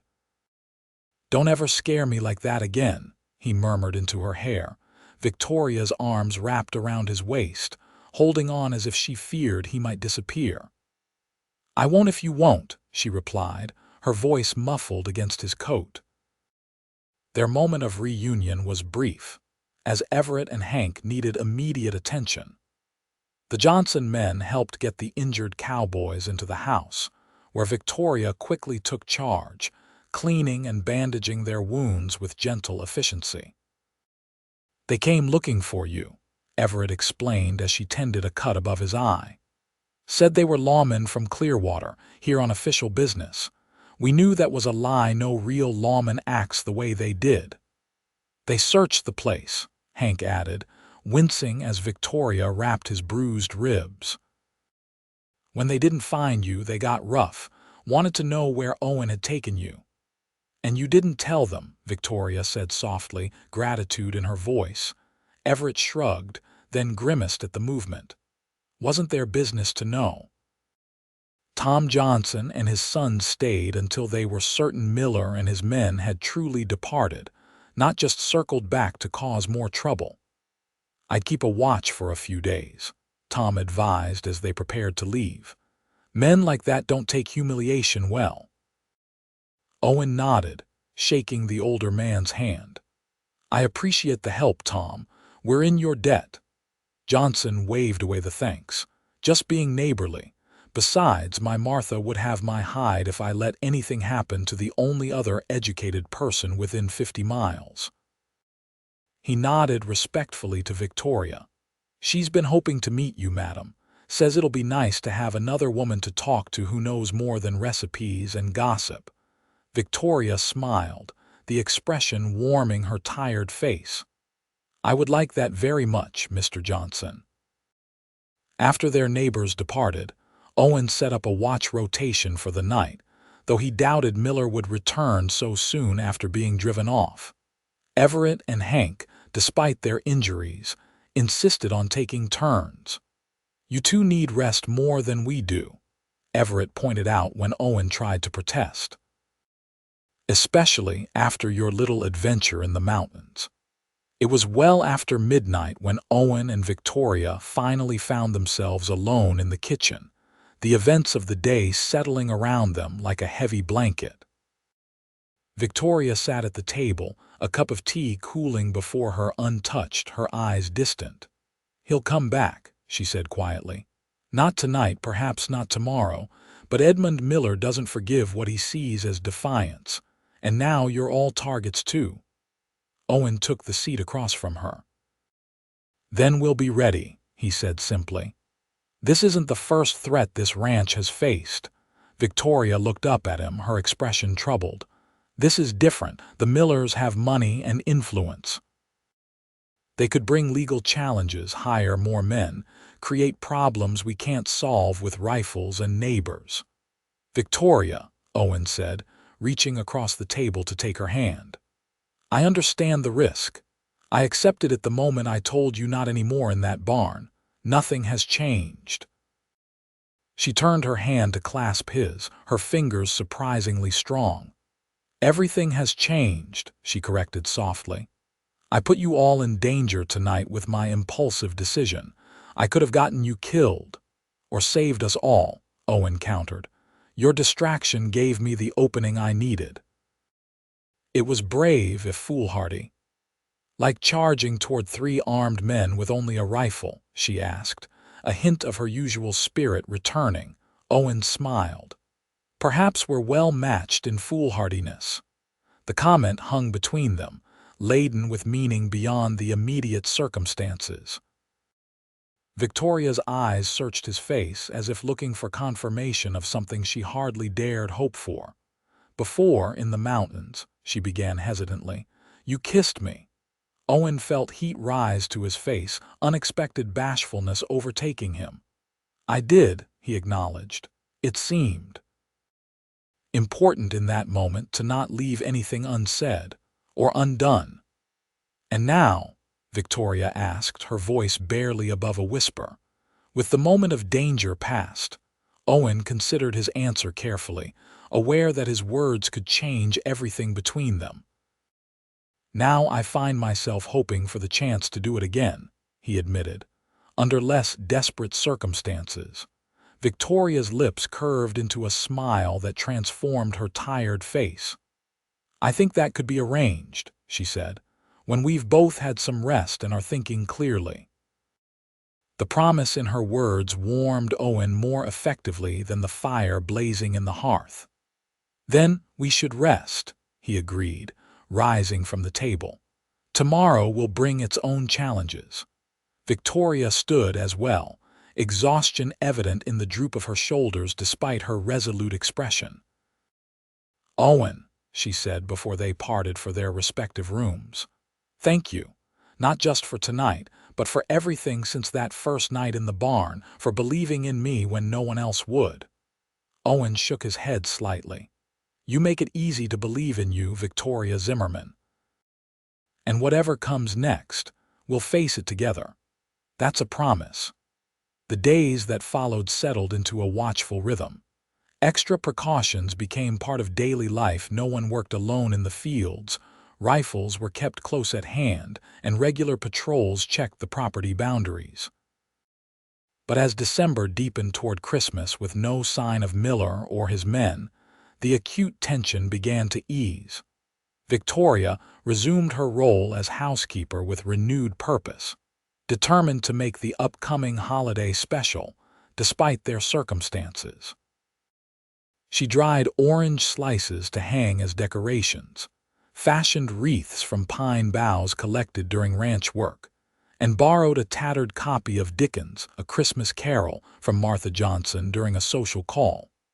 The relationship between Owen and Victoria evolved with cautious joy. The kiss they had shared in a moment of danger was followed by others tentative at first, then growing in confidence and tenderness. They were discreet around Everett and Hank, though Owen suspected the men were well aware of the changing dynamic between employer and housekeeper. One evening, as they sat together on the porch despite the cold, watching the stars emerge in the clear winter sky, Owen broached a subject that had been on his mind. "What do you want, Victoria?" he asked. "When all this is settled, when you don't have to look over your shoulder anymore, what future do you see for yourself?" Victoria considered the question with characteristic thoughtfulness, her breath forming clouds in the frigid air. "For so long, I could only think about survival," she said slowly. "First in Boston after my parents died, then in Clearwater trying to build a respectable life, and now here." She paused, gathering her thoughts. "But if I allow myself to dream, I would teach again, perhaps not in a formal schoolhouse, but somehow, and I would have a home, somewhere I belong. People who matter to me and to whom I matter." "Is that possible here?" Owen asked, trying to keep his tone neutral despite the importance of her answer. "In Montana," Victoria turned to look at him directly, starlight reflecting in her eyes. "I believe it is," she said softly. "More than possible. It already feels more like home than anywhere has since my parents were alive." Owen took her gloved hand in his. "Because of the place or the people?" "Both," she admitted with a smile, "but mostly the people. One person in particular."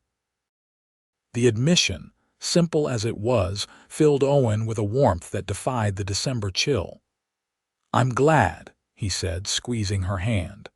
"Because I can't imagine this place without you now. It would be like the sun deciding not to rise." Victoria's expression softened with emotion. "Owen Young," she said, her voice tender with affection. "For a man of few words, you occasionally say the most perfect things." He leaned closer, drawn by the look in her eyes. "Not words," he murmured, "just truth." Their kiss was gentle but profound, a silent promise exchanged beneath the vast Montana sky. When they finally parted, Victoria rested her head against his shoulder, content in the moment despite the uncertainties that still surrounded them. "We should go inside," Owen said eventually, though he made no move to rise. "It's getting colder." Victoria nodded but remained where she was. "Soon," she agreed. "Just a few more minutes of stars and silence." They sat together until the cold became too insistent to ignore, their shared warmth creating a small sanctuary against the winter night. It was only as they prepared to return inside that Owen spotted the rider approaching from the east, a lone figure, moving at a steady pace along the main road. Instantly alert, he helped Victoria to her feet. "Go inside and warn Everett and Hank," he instructed, reaching for the rifle that was never far from hand these days. "Then stay away from the windows." Victoria squeezed his arm once before hurrying to obey, understanding the need for caution. Owen positioned himself at the corner of the porch, using a support beam as partial cover while he observed the approaching rider. As the figure drew closer, Owen relaxed slightly. The horse and rider were familiar Tom Johnson's eldest son, Michael, a serious young man of 20 who helped manage his father's ranch. Not a threat, but unexpected visitors at this hour rarely brought good news. "Evening, Young," Michael called as he dismounted at the hitching post. "Sorry to come by so late." "No trouble," Owen replied, lowering his rifle but keeping it ready. "Everything all right at your place?" Michael removed his hat, revealing hair flattened by hours beneath it. "We're fine. I'm actually here on behalf of Sheriff Hayes from over in Cedar Ridge." Owen frowned slightly. Cedar Ridge was the county seat, a larger settlement about 40 miles east. "What business does Hayes have out this way?" "Came by our place earlier looking for you," Michael explained. "Asked if we'd pass along a message since we're neighbors. Said it was important." The front door opened and Victoria appeared, drawn by the lack of alarm in their voices. "Good evening, Mr. Johnson," she greeted, though Owen noted she remained partially sheltered by the doorframe, a precaution he approved. Michael nodded respectfully. "Miss Zimmerman. Hope I'm not interrupting your evening." "Not at all," she assured him. "Would you like to come in for coffee? You must be cold after your ride." The young man shook his head. "Thank you, but I should get back. Pa's expecting me." He turned to Owen. "Sheriff Hayes asked if you'd ride into Cedar Ridge tomorrow. Said he has information about those men who caused trouble here. Apparently, there's been some developments in Clearwater that change things." Owen exchanged a glance with Victoria, whose face had tensed at the mention of her former home. "Did he give any details?" "Not many," Michael admitted. "Just said it was to your advantage to hear him out. Something about telegrams from the territorial governor and accusations being recanted." Hope flickered across Victoria's features before she carefully suppressed it. "Did he mention Edmund Miller specifically?" "Only that he and his father are facing serious legal troubles," Michael replied. "The sheriff seemed to think you'd be particularly interested in that part, Miss Zimmerman." Owen considered the information carefully. It could be a trap, Miller trying another approach to lure them into vulnerability. But Cedar Ridge was a legitimate settlement with a respected sheriff. And if there was even a chance that Victoria might be cleared of the false accusations against her, it was worth investigating. "Tell Sheriff Hayes I'll be there tomorrow," Owen decided. "And thank your father for passing along the message." After Michael departed, Owen and Victoria discussed the unexpected development late into the night, weighing possibilities and risks. "I'm coming with you," Victoria stated firmly when Owen suggested she remain at the ranch with Everett and Hank. "If this concerns my future, I have the right to hear it directly." Owen couldn't argue with her logic, though the protective instinct that had grown stronger with each passing day made him reluctant to expose her to potential danger. "If it's a trap, then we'll face it together," she interrupted, "as we've faced everything else." The journey to Cedar Ridge the next day was tense but uneventful. They rode at a steady pace, alert for any sign of ambush or pursuit, but the trail remained empty save for an occasional freighter's wagon or solitary traveler. Cedar Ridge was a substantial settlement by Montana standards, several hundred residents, proper streets, a courthouse, and businesses that served the surrounding ranches and farms. The sheriff's office was a solid brick building adjacent to the courthouse, its windows gleaming with recently applied glass. Sheriff Hayes proved to be a grizzled veteran of frontier law enforcement, his weathered face creased with the lines of a man who had seen humanity at both its best and worst. He greeted them with professional courtesy, offering coffee from a pot that had clearly been brewing since dawn. "Appreciate you coming," he said, settling behind his desk with a slight grunt.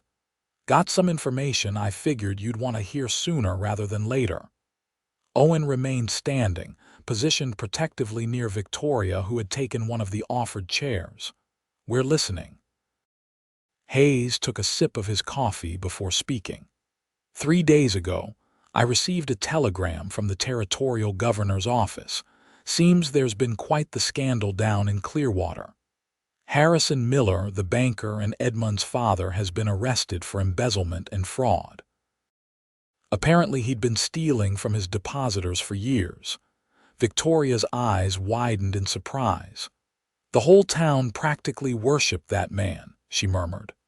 "Well, they're singing a different tune now that their savings are gone," Hayes replied dryly. "But that's not the part that concerns you directly. When the authorities started investigating, they found evidence that Edmund Miller had been using his father's position to silence people who crossed him, including a schoolteacher who apparently threatened to expose his inappropriate behavior toward a student." Hope blossomed in Victoria's expression, though she maintained her composure. "What kind of evidence?" she asked carefully. Hayes pulled a folded paper from his desk drawer. "Written testimony from the girl's family, for one thing. They'd relocated to Helena, partly to get away from Miller. When they heard about his arrest, they came forward with what happened." He glanced at the document. "There are also statements from 2 other families whose daughters had similar experiences, but were too afraid to speak up while the Millers were in power." Owen placed a supportive hand on Victoria's shoulder as she absorbed this information.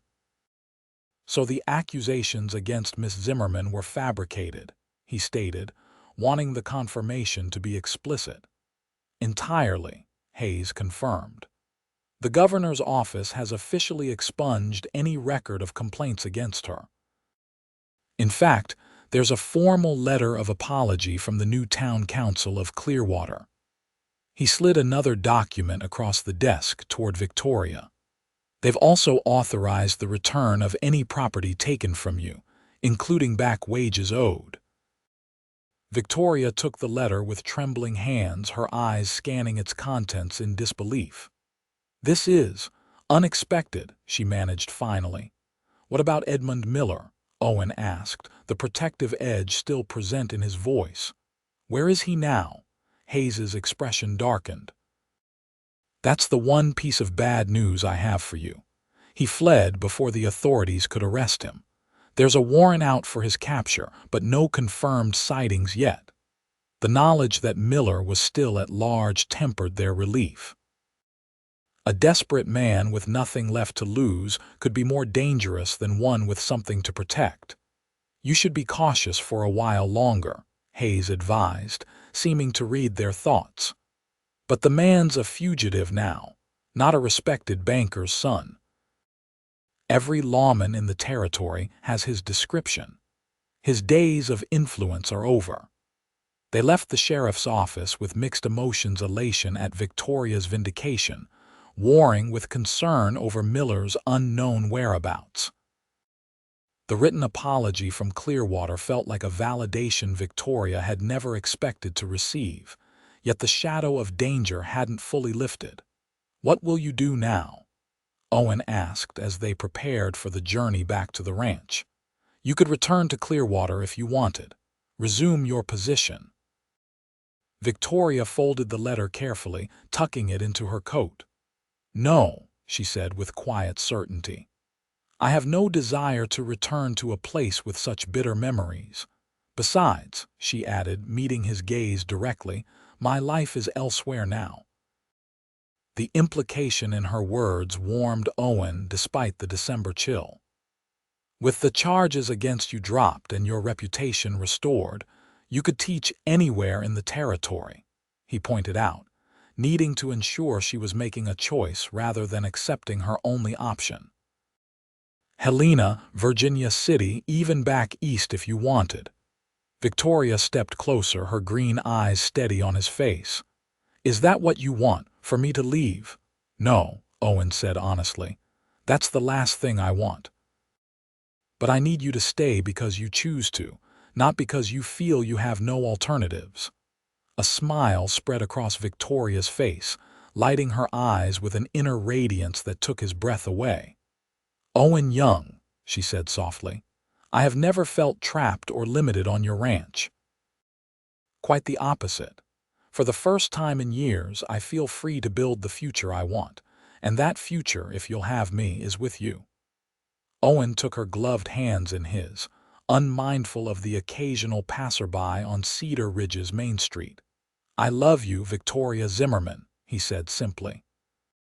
Have since before I knew to call it by that name. Whatever future we build, I want it to be together.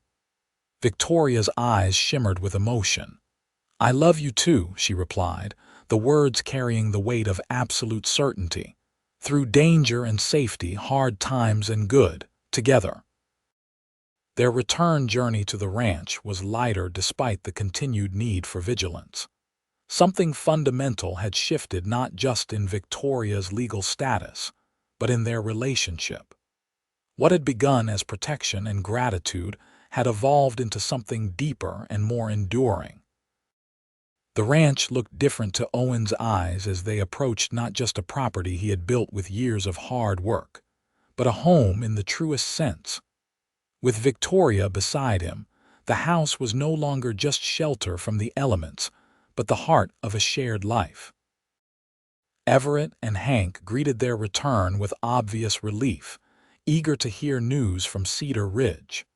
The revelation of Victoria's complete vindication was met with satisfaction, but little surprise from the ranch hands. Always knew you weren't what those Clearwater folks claimed, Hank declared stoutly. A person shows their true nature in how they treat others. You've been nothing but decent since arriving here. Victoria smiled, touched by the older cowboy's straightforward support. Thank you, Hank. That means more than any official letter could. As Christmas approached, the ranch settled into a new normal. Vigilance remained, but the acute tension of earlier weeks gradually eased. Victoria continued her role as housekeeper. Though Owen noticed, she spent increasing time with the ledgers and ranch accounts, bringing order to financial records that had been haphazardly maintained at best. You have a gift for numbers, he observed one evening, finding her at the kitchen table surrounded by columns of figures. The books have never been so organized. Victoria looked up with a smile, tucking a strand of hair behind her ear. I enjoy it, actually. It's like solving puzzles, finding where everything belongs and making it balance. Is that something you'd want to continue? Owen asked, taking the seat across from her. Managing the business side of the ranch, her eyes lit with interest. Do you mean officially? I mean as my wife, Owen replied, the words emerging with more directness than he had planned. He reached into his pocket, withdrawing a small velvet pouch. I had intended something more romantic, but the truth is, I don't want to wait any more. Victoria's breath caught as Owen opened the pouch, revealing a delicate gold ring with a small pearl set at its center. It was my mother's, he explained, suddenly uncertain in the face of her silence. If it's not to your liking, we could choose another in Cedar Ridge. Or if it's too soon, it's perfect, Victoria interrupted, her voice thick with emotion. And it's not too soon. Not for me. Owen took her hand, his own trembling slightly with the magnitude of the moment. Victoria Zimmerman, will you marry me? Build a life with me on this ranch through whatever comes our way. Yes, she said simply, tears of joy spilling onto her cheeks. With all my heart, yes. The ring slipped onto her finger as if it had been made for her. Owen raised her hand to his lips, pressing a kiss to her knuckles with reverence. When? He asked. Spring would be traditional, but Christmas, Victoria said decisively. If Pastor Mackenzie is willing, I don't want to wait either. Owen's smile matched her own. Christmas it is. Word of their engagement spread quickly through the scattered community. Martha Johnson immediately took charge of wedding preparations, declaring that her social duty required nothing less than a proper celebration, frontier conditions notwithstanding. Victoria found herself swept into planning sessions, with Martha and several other neighboring women offering advice, hand-me-down lace, and recipes for wedding cake that could withstand Montana's winter temperatures. For Owen, the approaching wedding created a sense of purpose that transcended the daily work of the ranch. With Everett and Hank's help, he expanded the master bedroom, adding a proper dressing area for Victoria and built-in shelves for her books. He commissioned a new bed frame from the carpenter in Cedar Ridge, a luxury he had never considered necessary for himself, but wanted to provide for their shared future. Christmas Eve arrived with a clarity that seemed designed for celebration. The sky stretched endlessly blue above fresh snow that sparkled in the sunlight. By mid-afternoon, wagons and riders began arriving from neighboring ranches, each bringing food, gifts, and genuine happiness for the unexpected wedding.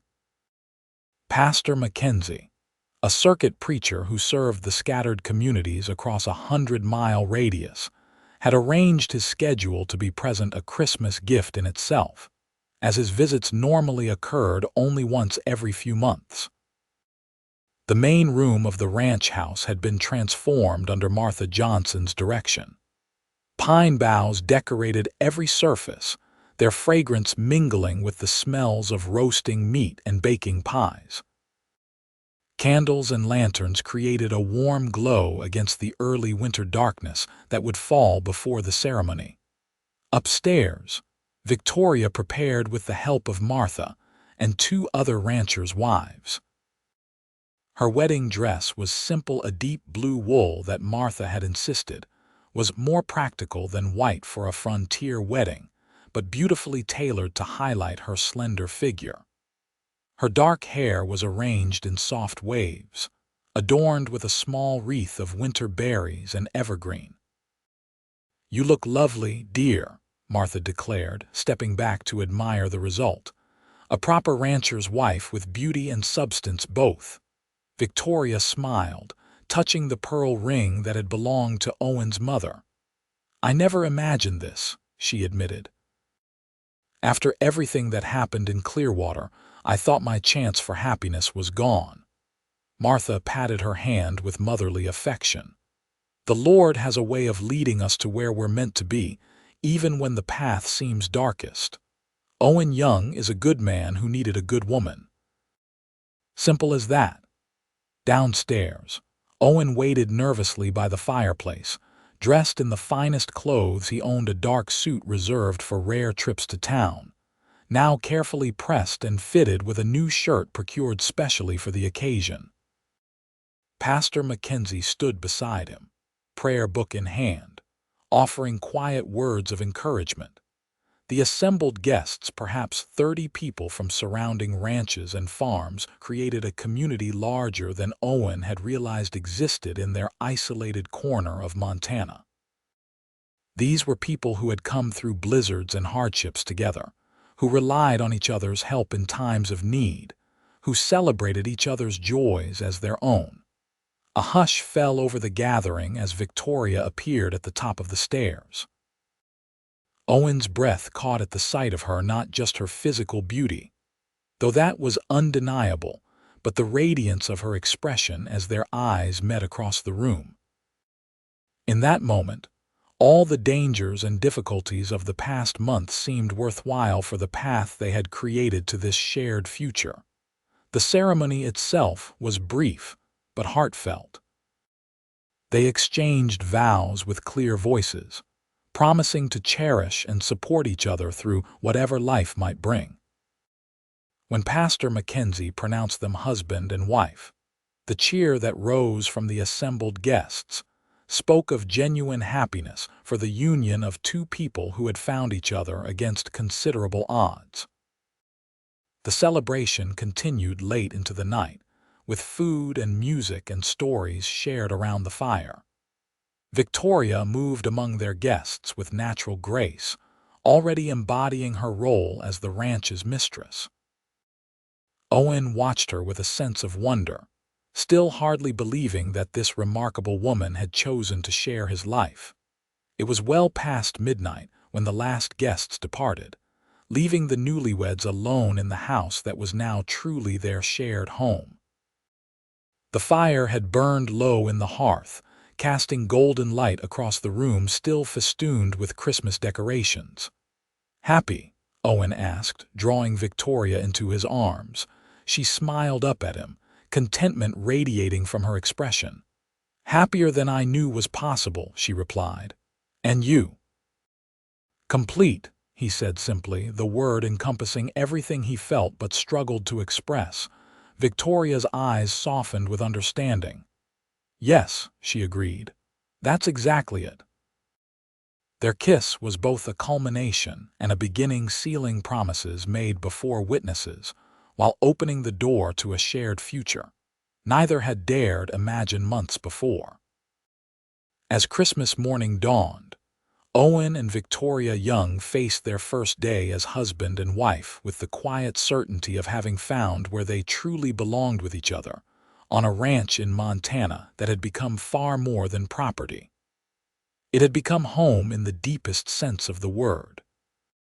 Spring came to Montana, with its usual capricious nature days of brilliant sunshine, followed by sudden snowstorms that reminded everyone that winter relinquished its grip, reluctantly, in the northern territories.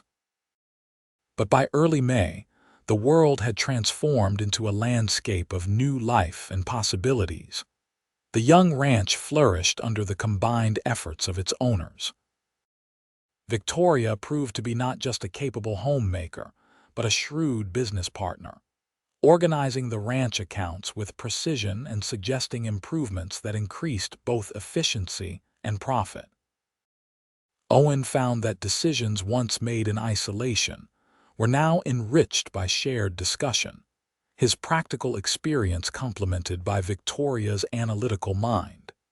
Everett and Hank remained loyal hands, though Hank had begun making noises about retiring to a small cabin on the property's edge. "These bones aren't getting any younger," he admitted one evening. "Might be time to let someone with stronger back take over the heavy work." The threat from Edmund Miller had gradually receded from immediate concern to watchful awareness. Reports placed him in various locations across the territories, always moving, always one step ahead of the law. While Owen and Victoria never forgot the danger he represented, they refused to let it overshadow the life they were building together. Victoria's reputation in the wider community had been fully rehabilitated by the official documents from the territorial governor's office. More significantly, she had earned the respect of their neighbors through her own actions and character. When she proposed starting a small school for the children of nearby ranches, the response was enthusiastic support rather than the suspicion she had faced in Clearwater. By early summer, the school was operating 3 days a week in a converted storage building on the ranch property. 8 children attended regularly, riding or walking from surrounding homesteads with their lunch pails and eagerness to learn. Victoria taught with the same passion she brought to everything, adapting her lessons to the practical needs of frontier life while opening windows to broader knowledge. Owen often found excuses to pass by during lessons, enjoying the sound of children's voices reciting or asking questions. The sight of Victoria in her element, confident, engaged, respected, filled him with pride and deeper love. One evening in late August, as they sat on the porch watching a spectacular sunset paint the mountains in shades of gold and purple, Victoria shared news that would change their lives again. "I visited Dr. Morgan in Cedar Ridge today," she said, her voice carefully casual though her eyes held suppressed excitement.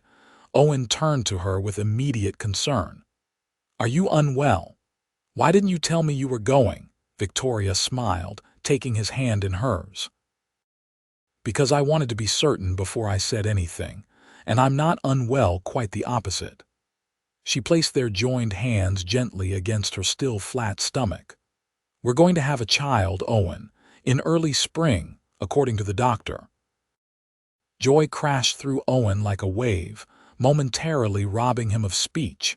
He stared at Victoria in wonder, then gathered her carefully into his arms as if she had suddenly become fragile despite her evident health and strength. "A baby," he whispered against her hair. "Our baby." Victoria laughed, the sound bright with happiness. "Yes, our baby. A new young to help run this ranch someday." The months that followed were filled with preparations and planning. The ranch continued its daily operations, but with a new purpose underscoring every improvement and decision. Victoria maintained her teaching schedule through the fall, though she agreed to reduce it as her pregnancy progressed. Winter settled over Montana again, the anniversary of their first meeting approaching as Victoria's body changed to accommodate their growing child. Owen found himself increasingly protective, though he tried to respect Victoria's independence and capability, a balance that occasionally led to spirited discussions. "I am perfectly able to collect eggs from the henhouse," Victoria insisted one December morning, hands on her now visible baby bump. "I'm pregnant, not incapacitated." Owen held up his hands in surrender. "I never suggested you were incapacitated. I merely offered to do it since the path is icy." Victoria's expression softened. "I know you're concerned and I love you for it, but I need to remain active and useful, Owen. I can't spend the next 4 months being treated like porcelain." He nodded, accepting the wisdom in her words despite his instinctive desire to shelter her from every discomfort or risk. "Just promise you'll ask for help when you genuinely need it." "I promise," she agreed, stretching up to kiss his cheek before heading out to the henhouse, moving carefully but confidently across the yard. Their second Christmas as husband and wife was celebrated with the same community gathering that had marked their wedding. The ranch house, now truly a home under Victoria's influence, welcomed neighbors and friends with warmth and hospitality. The coming baby was a source of shared excitement, with practical gifts of handmade blankets and tiny clothes accompanying the usual Christmas offerings.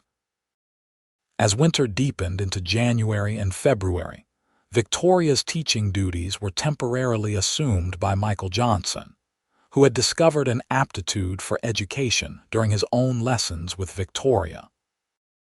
The children adapted to their interim teacher with minimal disruption, though several announced they preferred Mrs. Young's stories to Michael's more straightforward approach. The arrival of their child didn't wait for spring's official beginning. On a clear, cold night in early March 1880, Victoria went into labor as a full moon illuminated the snow-covered landscape around the ranch. Everett rode for the midwife in Cedar Ridge, while Hank kept water boiling and clean linens ready, both men displaying a surprising competence in the face of the situation. Owen remained by Victoria's side throughout, his own fear and helplessness balanced by her remarkable courage. When dawn broke after a long night of labor, Their son arrived with a lusty cry that seemed to announce his determination to meet the world on his own terms. "He has your eyes," Victoria murmured tiredly as she cradled their newborn. "And your stubborn chin." Owen laughed softly, overwhelmed by the perfection of the tiny person they had created together. "But your spirit, I think, already fighting to do things his way." They named him Thomas, after Owen's father, with James as a middle name to honor Victoria's. Thomas James Young, born to parents who had found each other against considerable odds, and created a family where once there had been only solitude. As spring truly arrived, bringing new growth to the Montana landscape, the Young family settled into rhythms that accommodated their newest member. Victoria gradually resumed teaching, sometimes with Thomas sleeping in a basket beside her desk.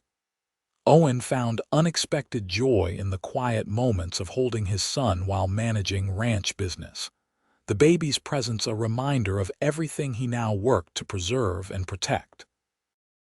Life was not without challenges. The ranch faced the usual difficulties of weather and market fluctuations. Victoria occasionally encountered lingering prejudice from people who had heard rumors from Clearwater, but not the subsequent vindication. And the specter of Edmund Miller remained a distant, but never forgotten concern. That concern materialized unexpectedly one autumn day nearly a year and a half after Thomas's birth. Victoria was alone at the house with the toddler, Owen and the hands out checking cattle in the north pasture. She was hanging laundry in the yard, Thomas playing contentedly with wooden blocks nearby, when she noticed a rider approaching from the east. Years of watchfulness had instilled habits that didn't fade. Victoria casually collected Thomas and moved toward the house, positioning herself where she could reach the shotgun kept inside the door if necessary. As the rider drew closer, recognition dawned with a chill that had nothing to do with the October breeze. Edmund Miller had aged beyond the mere passage of time. His once pampered appearance had given way to the hardened look of a man who had lived rough, but his eyes, cold and calculating, were unchanged as he reined his horse to a stop at the edge of the yard. "Mrs. Young, I presume," he said, his voice carrying the same cultured tones Victoria remembered, though now underlined with bitterness. "How domestic you look! Quite the transformation from the high-minded schoolteacher of Clearwater."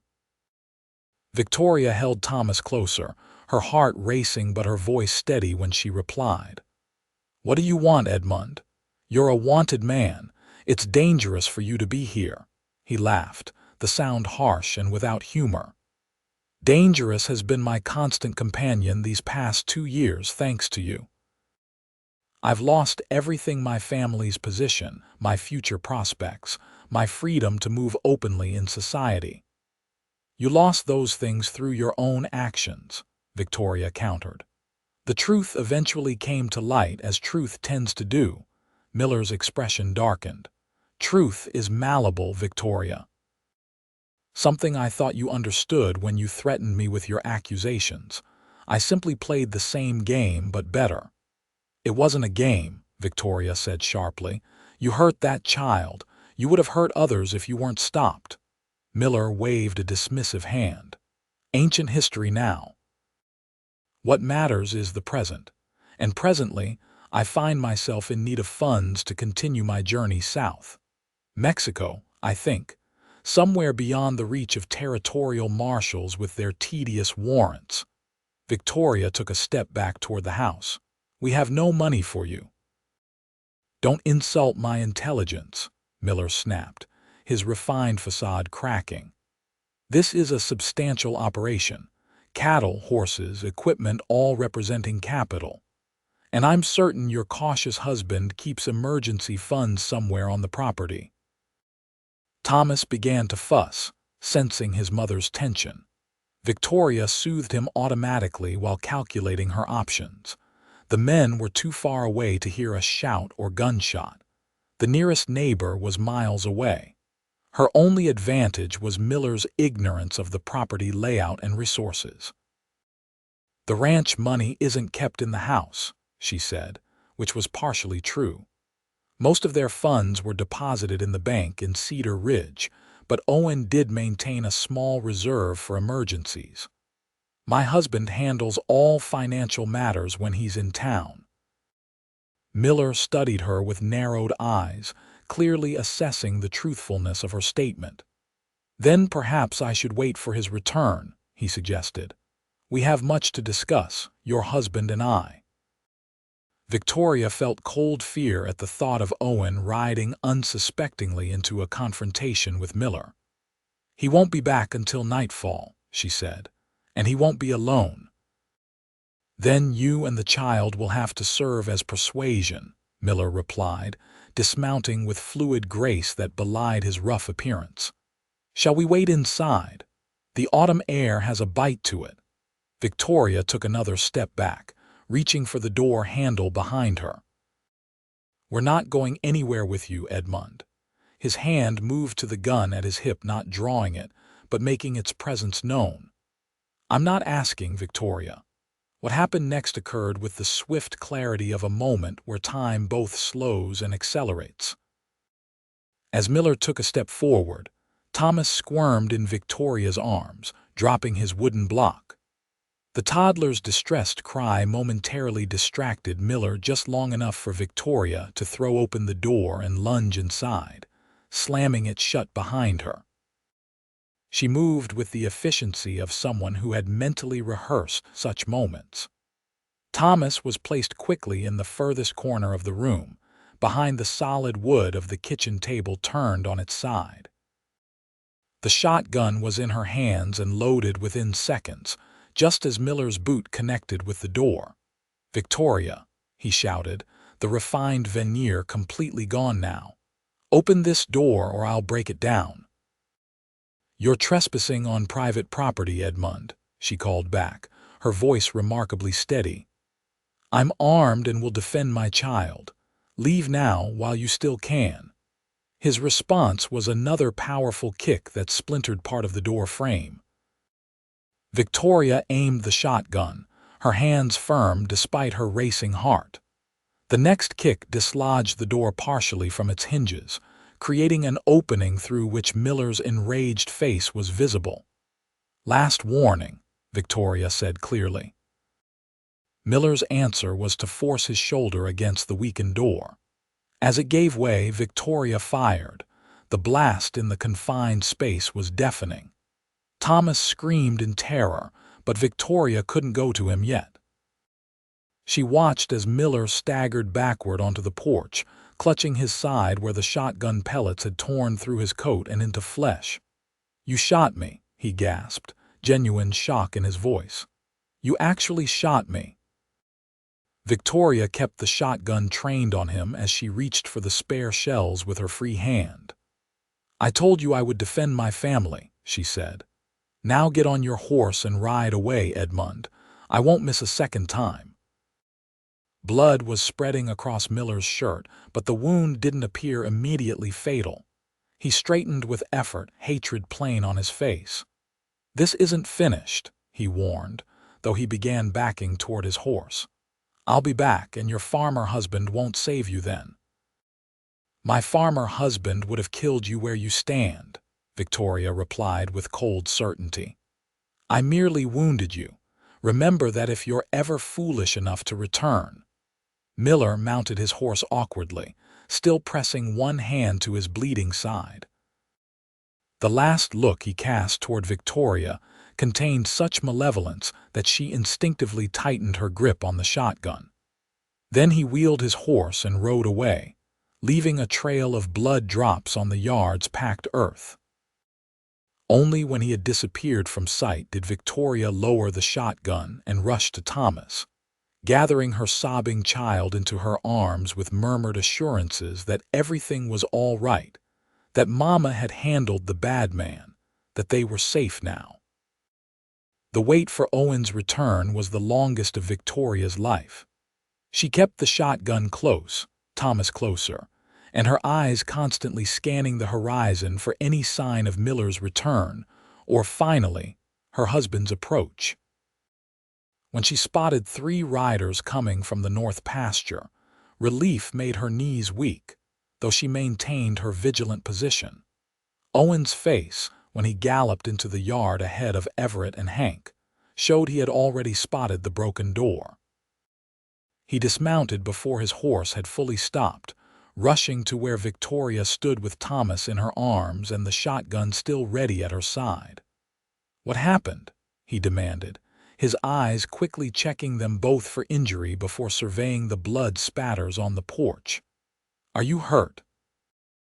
Victoria shook her head, suddenly finding it hard to speak now that the immediate danger had passed.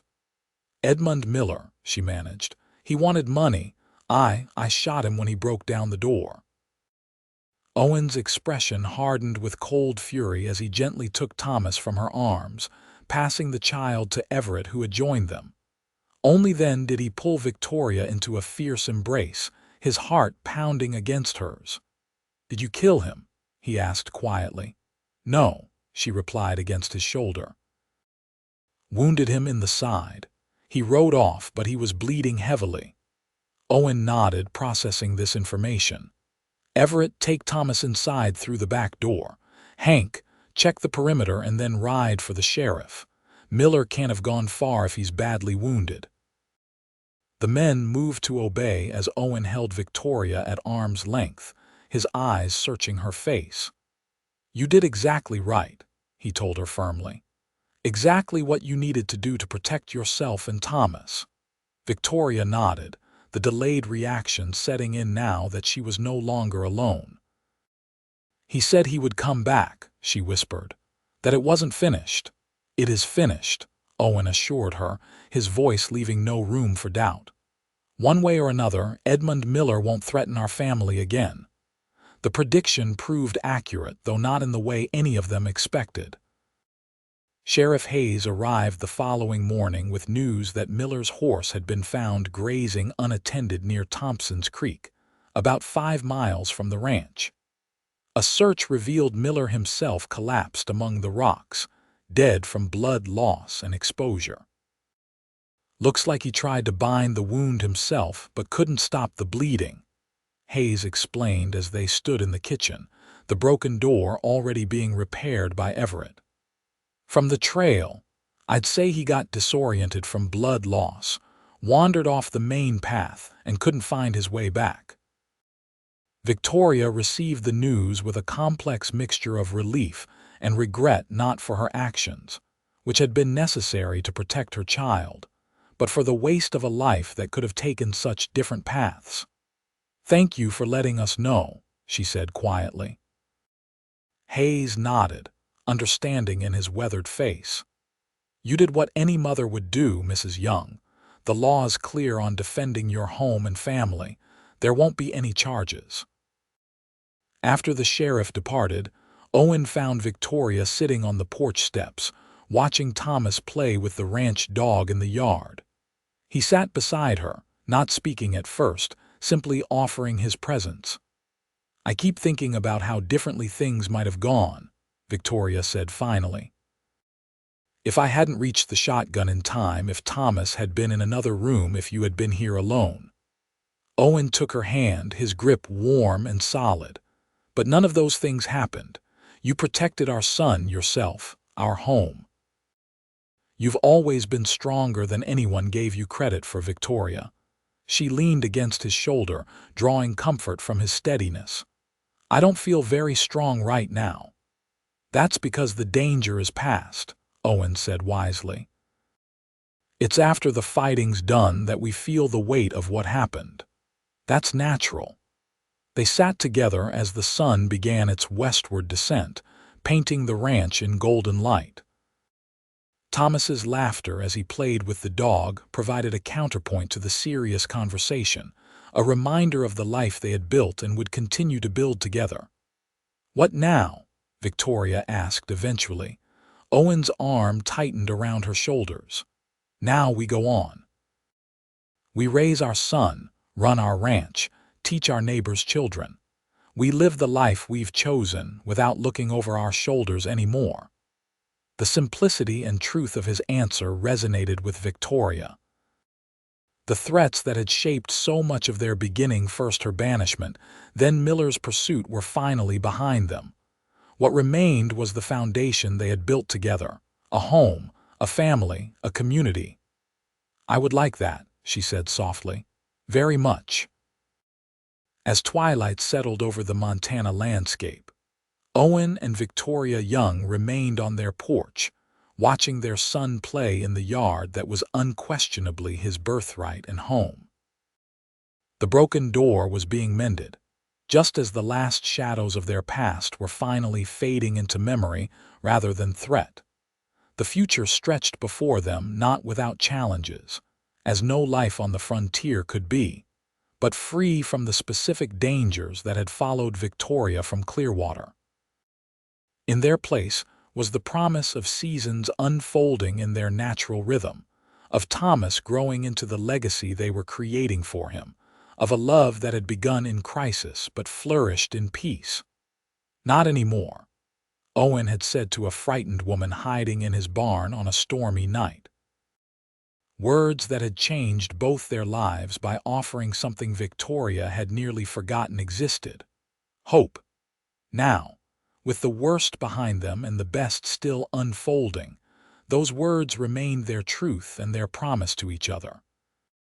Whatever sorrows or joys lay ahead, they would face them together, not as protector and protected, but as equal partners in the life they had chosen to share.